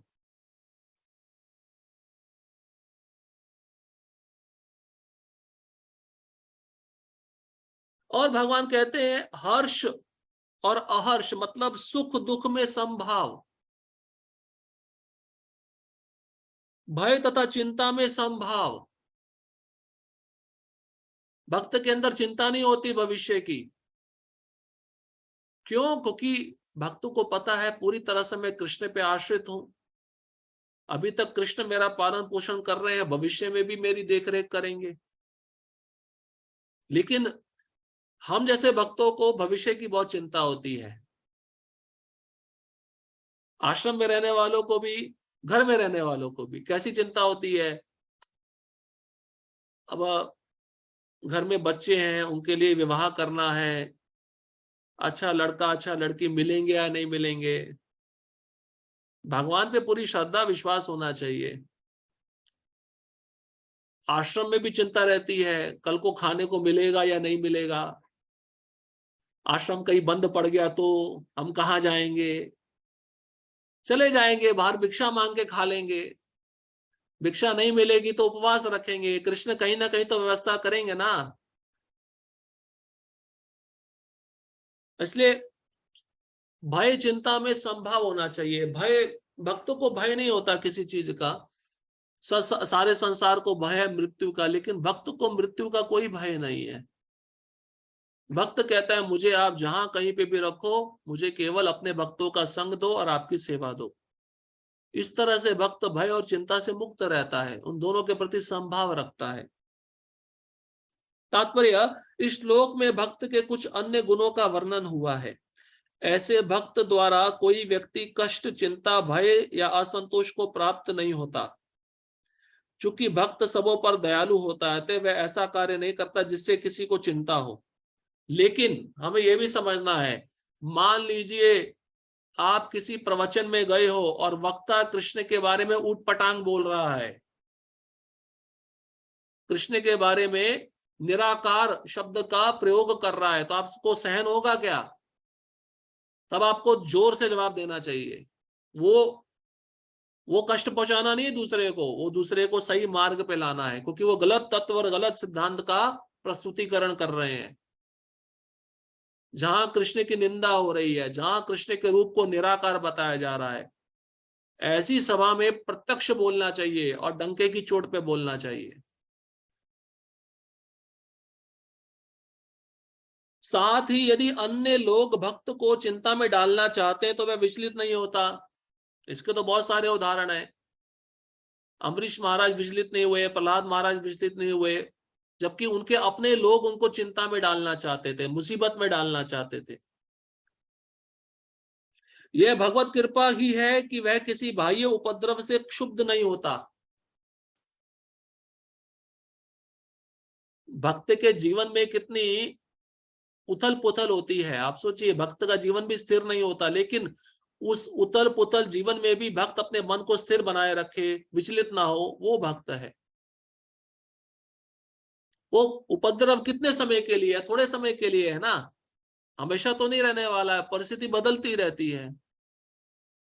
अब भक्त सोचे मैं ट्रेन में चढ़ गया, लोकल ट्रेन में बॉम्बे के, बैठने के लिए सीट नहीं मिल रही है, खड़े होने के लिए जगह नहीं है। भक्त जब शांत है तो आराम से खड़ा रहता है, विचलित नहीं होता, और अपना गंतव्य स्थान आता है, उतर जाता है। क्यों? क्योंकि उसको पता है मैं ज्यादा समय ट्रेन में थोड़ी ना रहने वाला हूं। आपको पता है भरत महाराज, जब उनको हिरण का शरीर मिला, और हिरण के शरीर के बाद में जब उनको जड़ भरत का शरीर मिला, जड़ मतलब पागल। अब उनके सौतेले भाई थे, सौतेले भाइयों ने सोचा ये तो पागल है, इसको क्या धन संपत्ति देनी है, बंटवारा क्या करना है, इसको क्या करते हैं, इसको खेत की सेवा में लगा देते हैं। वो सौतेले भाइयों ने क्या किया, रात में खेत की निगरानी करना है, तुम जाके निगरानी करो। अब ये खड़े हो गए। आपने देखा होगा खेतों में एक पुतला खड़ा रहता है कि कोई जीव जंतु दूसरा ना आए, डर डर के कारण, भय के कारण वो खेत की फसल को नष्ट ना कर दे। तो ये खड़े हो गए। वर्षा होती थी, बारिश होती थी, गर्मी पड़ती थी, खड़े रहे। इनको कोई चिंता नहीं। मेरे को बस मेरे भाइयों ने बोला है, ठीक है। जैसे तुकाराम महाराज थे, तुकाराम महाराज को कोई कहता था ये जाके ये सामान ले आओ, कोई बोलता था कुछ ये कर दो, तुकाराम महाराज तुरंत कर देते थे। ये भी वैसे ही थे, जड़ जड़ वृत्ति के थे। अब जब उस सेवा से निवृत्त हो गए, घर पे आए, तो बताया गया उनके भाइयों ने उनको खाने के लिए पता है क्या दिया? कोई पनीर का सब्जी नहीं दिया कि तू बहुत सेवा करके आया है। हाँ, उसको मालपुआ नहीं दिया। उसको क्या दिया? जो बर्तन में पदार्थ जल जाता है, जलकर चिपक जाता है, छुरी से वो जला हुआ तत्व निकालकर उसको कटोरी में परोसा, ये खाओ तुम्हारे लिए। उन्होंने वो भी खा लिया। तो हर एक स्थिति में कोई विचलित नहीं है जड़ भरत। अच्छा ठीक है, खेती की रखवाली कर रहे थे, कुछ डाकू लोग आ गए। हाँ, डाकुओं के सरदार ने डाकुओं को भेजा था, जाओ हम नर बलि चढ़ाएंगे और किसी अच्छे हट्टे कट्टे मनुष्य को लेकर आओ, उसको अच्छे से खिलाएंगे पिलाएंगे, फिर उसको काटेंगे। अब डाकुओं ने बोला अच्छा व्यक्ति ये हट्टा कट्टा है, इसका बलि तो चढ़ाना चाहिए। लेके गए और उनको बता, उन्होंने उन्होंने पूछा भी नहीं तुम मेरे साथ क्या करने वाले हो। पहले जड़ भरत को अच्छे से खाने के लिए दिया, जो सामने मिलता था खा लेते थे। खा लिया, फिर उनको स्नान कराया, अत्तर लगाया, चंदन लगाया, पुष्पों की माला पहनाई। अब उनको वेदी पे बुलाया गया कि अपना सिर यहाँ पे रखो, रख दिया। अब उनको पता है गला कटने वाला है, फिर भी वो डर नहीं रहे, विचलित नहीं है। इसको कहते हैं भक्त। क्यों? क्योंकि वो देहात्म बुद्धि में रहता ही नहीं है, वो आत्मा के स्तर पे होता है, वो शरीर से परे होता है। वो कृष्ण की चेतना में ही उसका मन लगा रहता है, कृष्ण के बारे में ही चिंतन करता है। अब भक्त ऐसी स्थिति में रहेगा तो कृष्ण उसका रक्षण नहीं करेंगे क्या? कृष्ण रक्षण करेंगे, सदैव उनके साथ में रहेंगे। इसलिए किसी भी परिस्थिति में शुद्ध नहीं होता, वो विचलित नहीं होता। हमको कोई एक शब्द बोल दे, वो शब्द पूरा दिन में चिंतन होता रहता है, जब के समय चिंतन होता है, ऐसा मुझे क्यों बोला, ऐसा मुझे क्यों बोला। वो बैकग्राउंड म्यूजिक होता है ना, गूंजता रहता है, ऐसा ही चलता है हमारे मन में। अभी मेरा बारी आएगा तो इसको छोड़ूंगा नहीं, ये सहनशीलता नहीं है, इससे तो मन और विचलित होता है। इसलिए भगवान ये गुण बता रहे, मेरे भक्त के अंदर किसी भी प्रकार के बदले की भावना नहीं होती, चाहे उस भक्त के प्रति कोई कितना भी बुरा व्यवहार करे, मारने का प्रयत्न करे, निंदा करे, अपशब्द बोले, उसको कोई चिंता नहीं होती। वास्तव में सदैव कृष्ण भावनामृत में लीन रहने तथा भक्ति में रत रहने के कारण ही ऐसे भौतिक उपद्रव भक्त को विचलित नहीं कर पाते।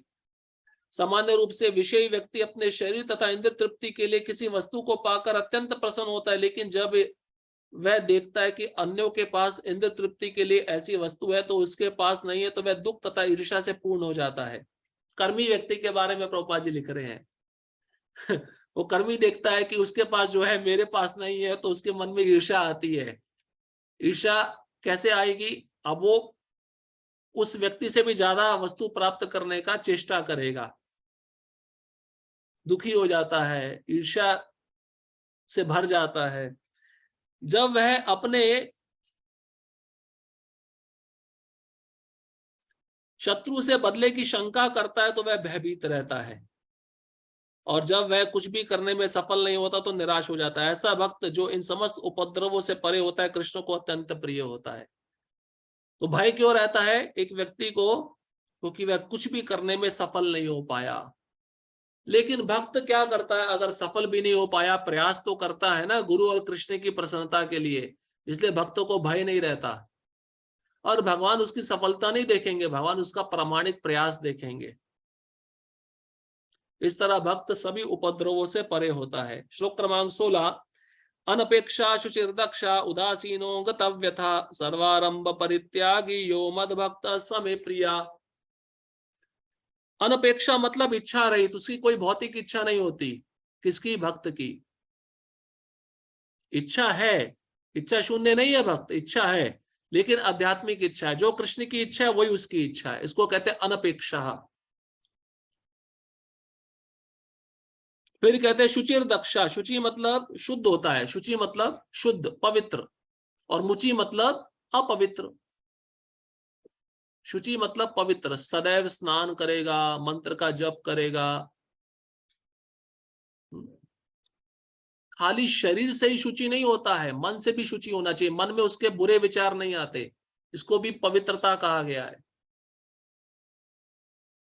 वाणी में भी वह शुचि रहता है, मधुर शब्द बोलता है, इसको कहते हैं वाणी से पवित्र होना। भक्त के अंदर कभी भी ऐसे शब्द नहीं आते कि दूसरे को कष्ट पहुंचाया जाए। और दक्ष मतलब पटु, एक्सपर्ट होता है, तुरंत सेवा करेगा। कई भक्त बहुत निपुण होते हैं, तुरंत सेवा करते हैं और बहुत अच्छे तरीके से सेवा करते हैं, हर एक सेवा करते हैं। उनको पता है सेवा कैसे की जाती है, किस भाव में की जाती है, किस उद्देश्य से की जाती है, उसको कहते हैं पटु, दक्ष। और उदासीना, उदासीन मतलब उदास नहीं रहता है उदासीन का अर्थ है चिंता से मुक्त, उसको कोई चिंता ही नहीं होती।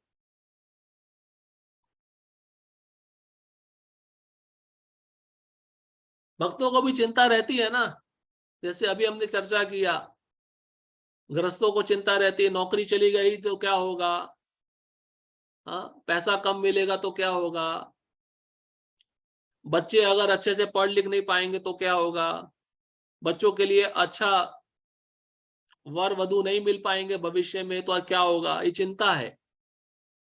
उदासीन, संस्कृत शब्द उदासीन, चिंता। लेकिन वो भक्त चिंता से मुक्त रहता है, क्योंकि सब कुछ उस भक्त का कौन कर रहे हैं? कृष्ण कर रहे हैं। जैसे एक बच्चा माँ पे आश्रित रहता है और माँ जानती है बच्चे का क्या क्या उसको आवश्यकता है, क्या उसको नहीं आवश्यकता है, उसी प्रकार से भक्त के बारे में भगवान अच्छे से जानते हैं, उसको क्या चाहिए क्या नहीं चाहिए।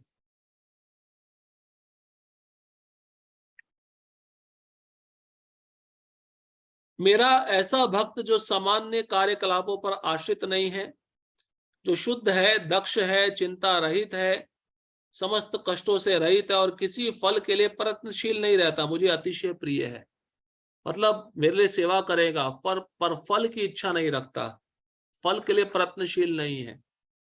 तात्पर्य भक्त को धन दिया जा सकता है किंतु उसे धन अर्जित करने के लिए संघर्ष नहीं करना चाहिए।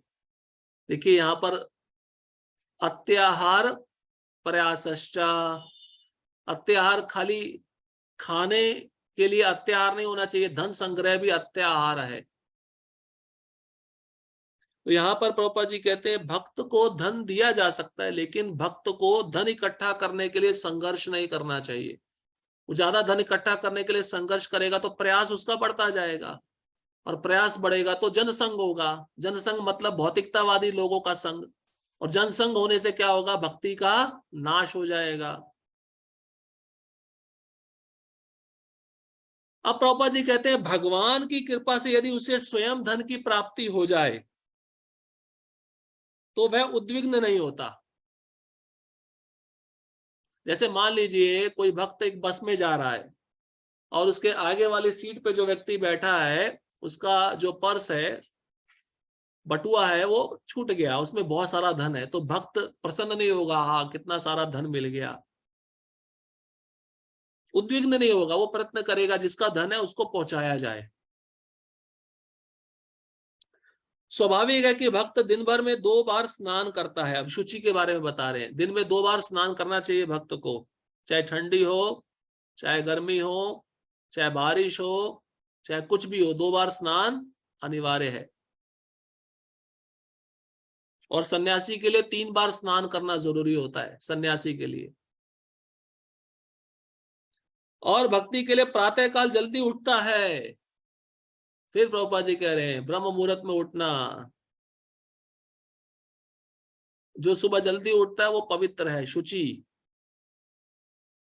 इस प्रकार वह बाहर तथा भीतर से स्वच्छ रहता है, बाहर से स्नान करके 2 बार और अंदर से मंत्र का जप करके, मंगला आरती आकर। भक्त सदैव दक्ष होता है क्योंकि वह जीवन के समस्त कार्यकलापों के सार को जानता है और प्रामाणिक शास्त्रों में दृढ़ विश्वास रखता है। सार क्या है जीवन का, जीवेर स्वरूप कृष्ण नित्यदास, ये सार है जीवन का। इसको भक्त जानता है और इसी के अनुसार कार्य करता है।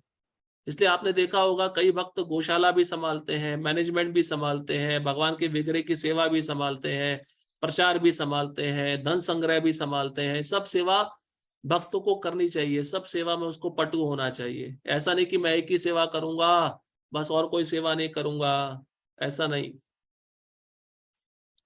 भक्त कभी किसी दल में भाग नहीं लेता आता है, वह चिंता मुक्त रहता है। भक्तों को ये नहीं सोचना चाहिए बीजेपी जीतेगी या कांग्रेस जीतेगी, वो केवल कृष्ण के दल का होता है, कृष्ण जीतेंगे।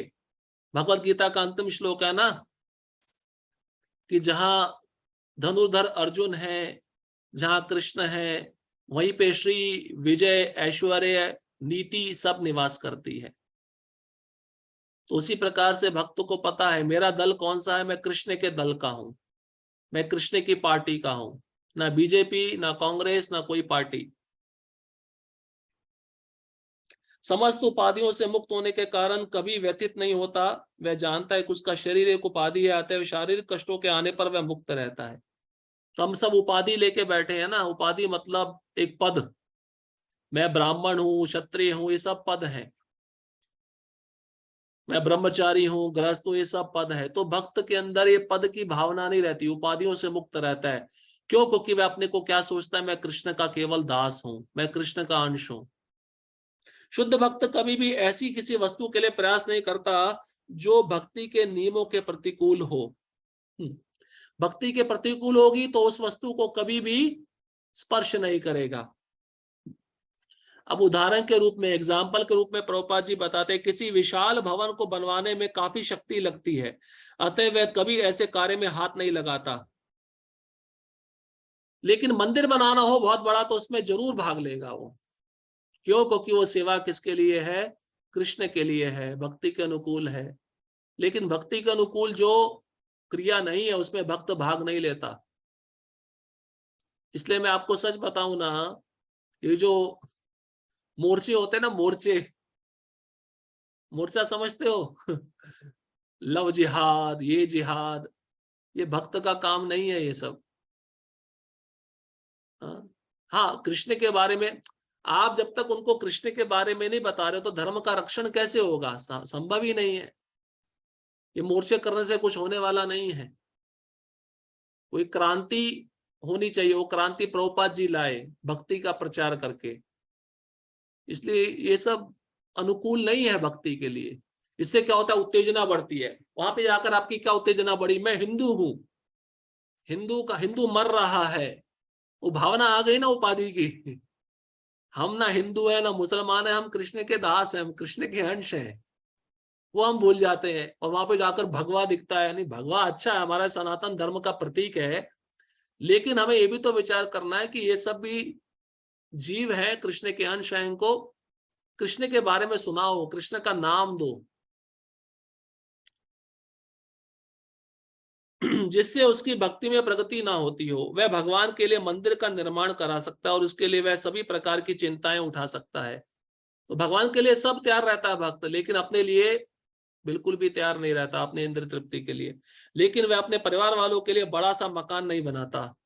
प्रोपा जी कहते हैं भक्त भगवान के लिए बड़ा सा मंदिर बनवाता है, उसके लिए चिंता उठाता है, लेकिन अपने परिवार वालों के लिए कोई मकान नहीं बनाएगा बड़ा, हो उसकी चिंता नहीं उठाएगा। क्योंकि अब घर वालों की चिंता उठाना मतलब भक्ति से दूर जाना। फिर घर वाले डिमांड करते रहेंगे, ये चाहिए, वो चाहिए, ऐसा घर होना चाहिए, वैसा होना चाहिए, यहाँ पे ये होना चाहिए। कृष्ण के बारे में सोचना चाहिए, मंदिर कैसा होना चाहिए, ये भक्ति के अनुकूल है। श्लोक क्रमांक 17। यो ना दृश्यति ना द्वेष्टि ना शोचति न कांक्षति शुभाशुभ परित्यागी भक्ति मान्य समय प्रिया। जो ना कभी हर्षित होता है, न शोक करता है, जो ना तो पछताता है, ना इच्छा करता है, तथा जो शुभ तथा अशुभ दोनों प्रकार की वस्तुओं का परित्याग कर देता है, ऐसा भक्त मुझे अत्यंत प्रिय है। अब कोई अच्छी वस्तु मिल जाए तो भक्त खुश भी नहीं होता, कोई अच्छी वस्तु हो जाए तो शोक भी नहीं करता, पछताता भी नहीं है, हाय हाय क्यों चली गई, और इच्छा भी नहीं करता है, और शुभ और अशुभ दोनों प्रकार की वस्तुओं को त्याग देता है। तात्पर्य, शुद्ध भक्त भौतिक लाभ से ना तो हर्षित होता है, ना हानि से दुखी होता है। वह पुत्र तथा शिष्य की प्राप्ति के लिए ना तो उत्सुक रहता है, ना ही उनके ना मिलने पर दुखी होता है। वह अपनी किसी प्रिय वस्तु के खो जाने पर उसके लिए पछताता नहीं है। इसी प्रकार यदि उसे अभिप्सित की प्राप्ति नहीं हो पाती तो वह दुखी नहीं होता। अभिप्सित मतलब इच्छित वस्तु। वह समस्त प्रकार के शुभ अशुभ तथा पाप कर्मों से सदैव परे रहता है। वह परमेश्वर की प्रसन्नता के लिए बड़ी से बड़ी विपत्ति सहने को तैयार रहता है। भक्ति के पालन में उसके लिए कुछ भी बाधक नहीं बनता। ऐसा भक्त कृष्ण को अतिशय प्रिय होता है।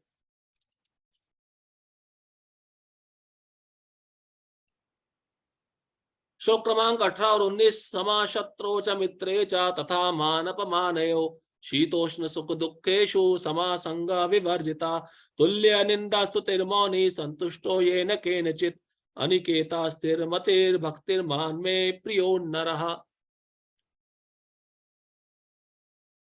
समा शत्रु च मित्रे च, जो मित्र और शत्रुओं के लिए समान है। मित्र आएगा तब भी उसका आदर करेगा, शत्रु आएगा तब भी उसका आदर करेगा। इसको कहते हैं भक्त। मित्र और शत्रु में संभाव। फिर कहते हैं मान अपमानयो, जो मान और अपमान में समदृष्टि रखता है। मान मतलब सम्मान। हमारी कोई स्तुति करता है ना, आपने बहुत अच्छा लेक्चर दिया, आपने बहुत अच्छा सेवा किया, आपने बहुत अच्छा मृदंग बजाया, हमारा अहंकार कितना भूल जाता है, हम अपने को श्रेष्ठ मानने लगते हैं। ये भक्त का लक्षण नहीं है। आप भक्त का लक्षण जानना चाहते हो तो कृष्णदास कविराज गोस्वामी जिन्होंने चैतन्य चरितामृत लिखी, वह कहते हैं मैं विष्ठा में पड़े हुए कीड़े के समान हूं, विष्ठा का कीड़ा हूं, जिन्होंने चैतन्य चरितामृत लिखा है। और आगे कहते हैं कि जो मेरा नाम लेगा उसके पुण्य नष्ट हो जाएंगे और उसको सारे पाप लग जाएंगे। मैं जगाई मदाई से भी अधम हूं। कोई सम्मान की भावना नहीं है भगवान के शुद्ध भक्तों में। वो सम्मान चाहते ही नहीं है, सम्मान उनके पीछे दौड़ता है। जब सम्मान की इच्छा ही नहीं है तो अपमान का तो प्रश्न ही नहीं उठता है।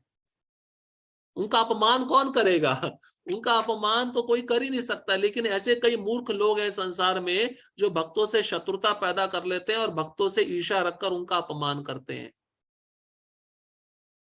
तो मान हो या अपमान हो, भक्त उसकी चिंता नहीं करता। उसकी कोई स्तुति करेगा तब भी प्रसन्न नहीं होगा, कोई उनका अपमान करेगा तब भी दुखी नहीं होगा। ये भक्त का लक्षण है। कितने बड़े बड़े भक्तों का अपमान किया गया, भरी सभा में अपमान किया गया, लेकिन भक्त कभी उन अपमानों को अपने मन में नहीं लेता। और इतने महान भक्तों का सम्मान किया गया बड़ी बड़ी सभा में। आप सोचिए कि सुखदेव गोस्वामी 16 साल के बालक जो भागवत कथा सुनाने जा रहे हैं, उनके सम्मान में सारे ऋषि मुनि खड़े हो गए जो वहां पर कथा सुनने आए थे। केवल नारद और व्यास देव, नारद जो ब्रह्मा जी के पुत्र हैं, बहुत वरिष्ठ हैं, और व्यास देव स्वयं उनके पिता, ये दोनों खड़े नहीं हुए, बाकी जितने भी थे सब खड़े हो गए। तब भी सुखदेव गोस्वामी को ऐसा नहीं लगा देखो मैं कितना महान हूं, सब लोग मेरे सम्मान में खड़े हो रहे हैं। और दक्ष का उदाहरण देख लो, प्रजापति दक्ष, सभी खड़े हो गए सम्मान के लिए क्योंकि ब्रह्मा जी ने उसको प्रजापति का मुखिया बनाया था। शिव जी खड़े नहीं हुए तो उसको कितना अपमान हो गया।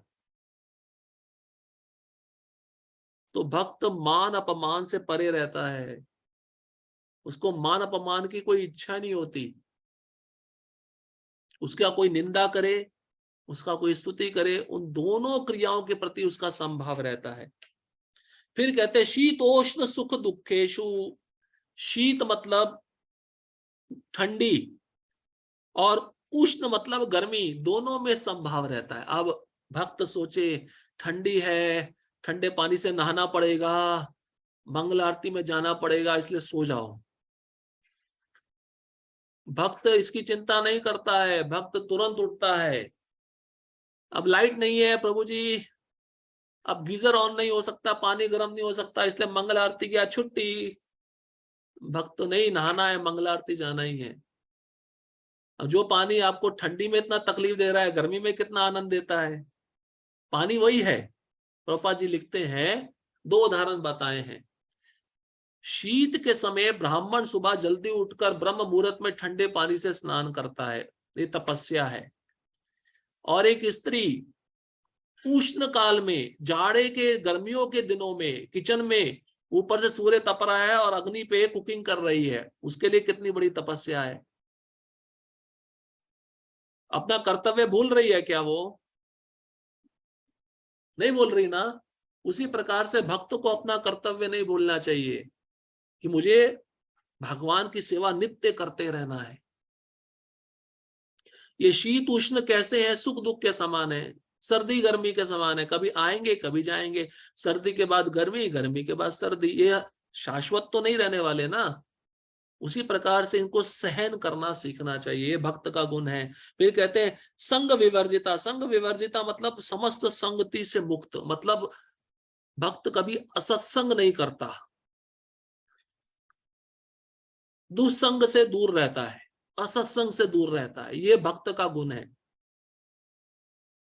और निंदा तुल्य निंदा स्तुतिर मौनीर, निंदा और स्तुति में संभाव, वही बात आ गई, मान अपमान निंदा स्तुति, इसमें संभाव। और मौनी, मौनी मतलब मौन रहता है। मौन का अर्थ क्या है यहाँ पे? मौन का अर्थ है कृष्ण से संबंधित ही बोलेगा, अन्यथा वो कुछ भी नहीं बोलेगा। कई भक्तों को इतना बड़बड़ करने की आदत होती है, और जो इसलिए व्यक्ति को सोचना चाहिए कि हम क्या बोल रहे हैं, किसके लिए बोल रहे हैं। बोलने से पहले सोचना चाहिए ये शब्द मेरे भक्ति के अनुकूल है या नहीं है।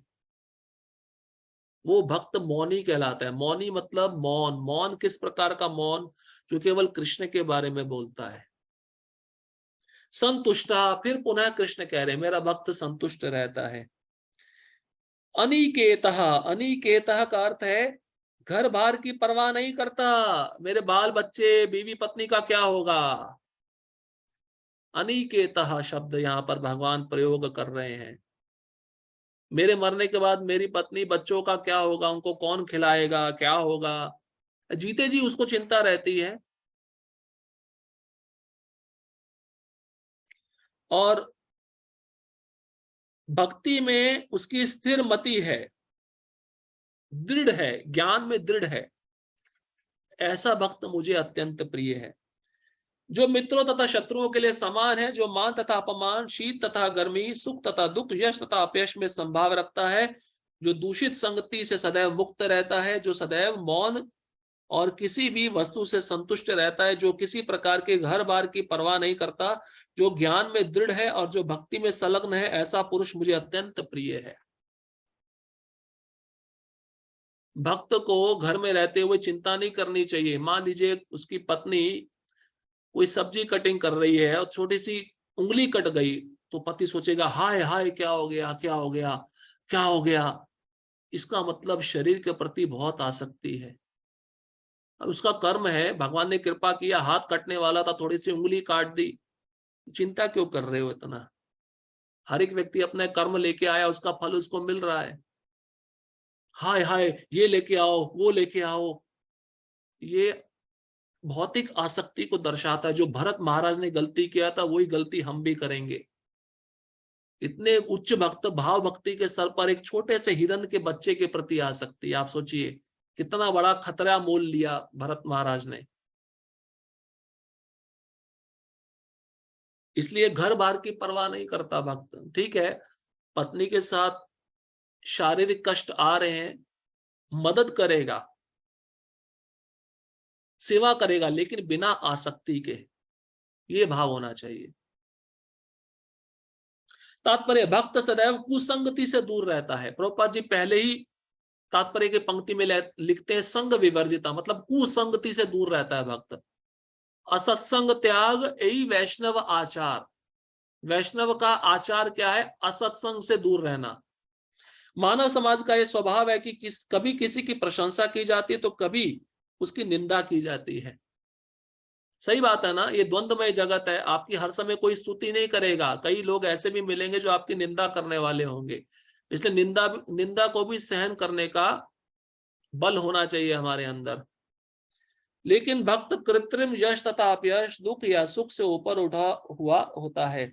वह अत्यंत धैर्यवान होता है। वह कृष्ण कथा के अतिरिक्त कुछ नहीं बोलता। देखिए मौनी, मौनी शब्द का अर्थ है कृष्ण कथा के अतिरिक्त भक्त कुछ भी नहीं बोलता, अतः उसे मौनी कहा जाता है। मौनी का अर्थ यह नहीं कि वह बोले नहीं, अपितु यह कि वह अनर्गल आलाप ना करे।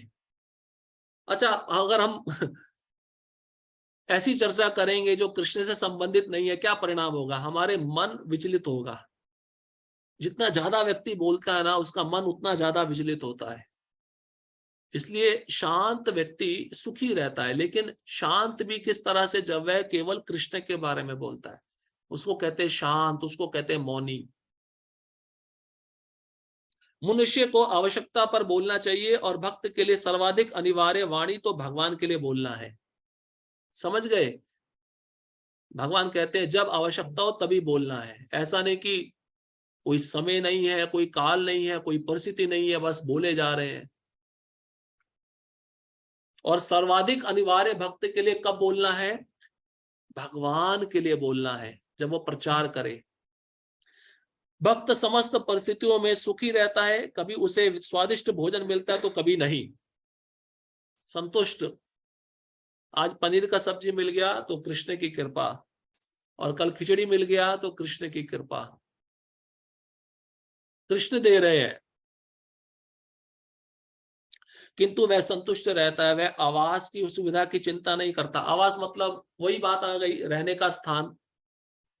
हाँ, अब एक छोटा सा कमरा दे दिया, आश्रम में रह रहा हूं, लेकिन बाहर जो गृहस्थ भक्त रहते हैं उनका तो बहुत अच्छा महल है, बहुत अच्छी खाने की सुविधा है, मुझको ऐसा सुविधा कब मिलेगा?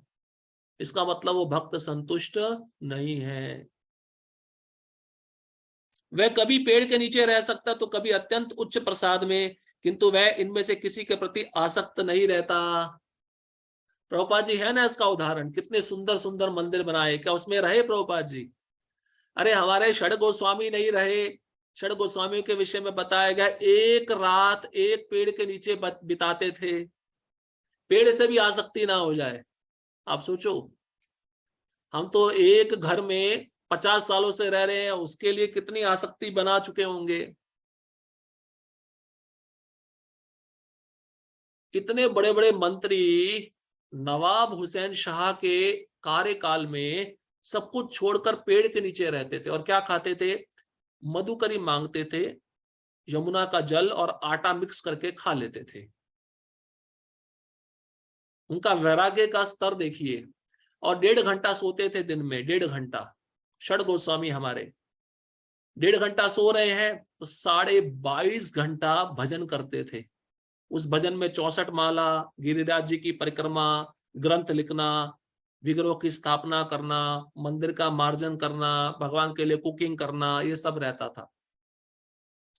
और अगर इतना आनंद आता था हरि नाम में तो 1.5 घंटा भी नहीं सोते थे, मतलब 24 घंटा भजन। और एक रात एक पेड़ के नीचे बिताना। और हम एक छत के नीचे कितने साल बिताते हैं, आप कंपैरिजन करो। मतलब उन भक्तों को यह भी भय रहता था कि पेड़ के प्रति भी आसक्ति ना हो हमारी। कभी कभार आश्रम में लाइट नहीं होती, पंखा नहीं चल रहा होता, गर्मी होती है, भक्त सोचता है यार पंखा होना चाहिए, हवा नहीं लग रही। ये भी देहात्म बुद्धि का लक्षण है। बड़ा कठिन है इससे ऊपर उठना। भाई पसीना तो शरीर को आ रहा है ना, आत्मा को नहीं आता पसीना। आत्मा गर्मी सर्दी महसूस नहीं करती, वो तो शरीर महसूस करता है। और हम कौन है? हम बोलने के मौके में तो बड़े ऊंचे रहते हैं, हम शरीर नहीं, आत्मा है। लेकिन जब अनुभव करने की बारी आती है, गरम गरम तपती धूप पे चला जाए तो पैर जलेंगे, तब हम आत्मा नहीं है, तब हम शरीर हैं। जल्दी चप्पल लाओ, चप्पल लाओ। हाँ। भगवान ने एक बेसिक फॉर्मूला दिया है। हम शरीर नहीं, हम आत्मा है। कैसे समझेंगे? जब हम आत्मा के स्तर पे कार्य करेंगे। और वो कैसे होगा? भक्ति के द्वारा होगा। जो शुद्ध भक्ति के विधि विधान हमको बताए हैं, जब उसका पालन करेंगे तब हम उस स्तर पे आएंगे। वह स्थिर कहलाता है क्योंकि वह अपने संकल्प तथा ज्ञान में दृढ़ होता है, भले ही भक्त के लक्षणों की कुछ पुनरावृत्ति हुई हो। प्रभुपाद जी कहते हैं कि भगवान वो गुण एक आध बारंबार बता रहे हैं, पुनरावृत्ति हो रही है गुणों की, तो इसका मतलब भगवान वो बल दे रहे हैं कि ये गुण ज्यादा महत्वपूर्ण है, इसको, इस गुण को अर्जित करने का ज्यादा प्रयास करो। जैसे शीत उष्ण इसमें संभाव रखना, मान अपमान इसमें संभाव रखना है। भगवान इन गुणों को बारंबार कह रहे हैं, लेकिन यह इस बात पर बल देने के लिए है कि भक्त को ये सारे गुण अर्जित करने चाहिए। सद्गुणों के बिना कोई शुद्ध भक्त नहीं बन सकता। हराव भक्त से कुतो महद गुणा। जो भक्त नहीं है उसमें सद्गुण नहीं होता। जो भक्त कहलाना चाहता है उसे सद्गुणों का विकास करना चाहिए। यह अवश्य है कि उसे इन गुणों के लिए अलग से बाह्य प्रयास नहीं करना पड़ता। ये जितने भी गुण बताए हैं, भक्त को अलग से बाहर से इन गुणों को प्राप्त करने का प्रयास नहीं करना पड़ता। भक्ति के द्वारा ये सारे गुण अपने आप आ जाते हैं। केवल कैसी भक्ति? गंभीर भक्ति, शुद्ध भक्ति, अहेतु की भक्ति, उसके द्वारा ये सारे गुण आएंगे। अभी तो कृष्ण भावनामृत तथा भक्ति में संलग्न रहने के कारण उसमें ये गुण स्वतः ही विकसित हो जाते हैं। तो कुछ अलग से प्रयास नहीं करना पड़ता कि ये गुण मेरे में आ जाए, मैं ये करूं वो करूं, नहीं। भक्ति करने से, शुद्ध भक्ति करने से, अहेतु की भक्ति करने से गुण अपने आप आ जाते हैं। अब इस अध्याय का अंतिम श्लोक, आपके दूसरे मॉड्यूल का अंतिम श्लोक, श्लोक क्रमांक 20। ये तु धर्मामृतमिदं यथोक्तं पर्युपासते श्रद्धानामत परमा भक्तास्ते अतीव में प्रिया। जो इस भक्ति के अमर पथ का अनुसरण करते हैं और जो मुझे ही अपना चरम लक्ष्य बनाकर श्रद्धा सहित, देखिए ये शब्द बारंबार कृष्ण प्रयोग किए हैं, श्रद्धाना, श्रद्धा के साथ जो मेरी भक्ति में लगता है और मुझे ही अपने जीवन का लक्ष्य मानता है कि मुझे गोलोक वृंदावन अंतिम समय में जाना है, वह भक्त मुझे अत्यंत प्रिय है। तात्पर्य इस अध्याय में दूसरे श्लोक से अंतिम श्लोक तक मैया वेश्य मनो ये माम, मुझ पर मन को स्थिर करके से लेकर ये तू धर्मामृतम इदम नित्य सेवा, इस धर्म को तक भगवान ने अपने पास तक पहुंचने की दिव्य सेवा की विधियों की व्याख्या की है। ऐसी विधियां उन्हें अत्यंत प्रिय है और इनमें लगे हुए व्यक्तियों को वे स्वीकार कर लेते हैं। जो गुण बताए हैं, अगर भक्ति के द्वारा कोई भक्त इन गुणों को अर्जित कर ले अपने जीवन में, तो भगवान उस भक्त को तुरंत स्वीकार कर लेते हैं, अपने धाम में बुला लेते हैं। अर्जुन ने यह प्रश्न उठाया था कि जो निराकार ब्रह्म के पथ में लगा है वह श्रेष्ठ है या जो साकार भगवान की सेवा में। भगवान ने इसका बहुत स्पष्ट उत्तर दिया कि आत्म साक्षात्कार की समस्त विधियों में भगवान की भक्ति निस्संदेह सर्वश्रेष्ठ है। दूसरे शब्दों में इस अध्याय में निर्णय दिया गया है कि सुसंगति, एक होती है कुसंगति, एक होती है सुसंगति। सुसंगति मतलब भक्तों की संगति, कुसंगति मतलब कर्मियों की संगति, भौतिकतावादियों की संगति। सुसंगति से मनुष्य में भक्ति के प्रति आसक्ति उत्पन्न होती है, जिससे वह प्रामाणिक गुरु बनाता है। अब देखिए वही स्टेप बता रहे हैं प्रभुपाद जी, आदो श्रद्धा, साधु संग, भजन क्रिया, अनर्थ निवृत्ति, निष्ठा, रुचि, आसक्ति, भाव, प्रेम। अब उसके विषय में प्रभुपाद जी बता रहे हैं। सुसंगति मतलब भक्तों का संग, साधु संग, और श्रद्धा तो पहले बता ही दिया है भगवान ने। और गुरु के पास जाना मतलब भजन क्रिया सीखना, तब वह उससे श्रद्धा, आसक्ति तथा भक्ति के साथ सुनता है, कीर्तन करता है और भक्ति के विधि विधानों का पालन करने लगता है।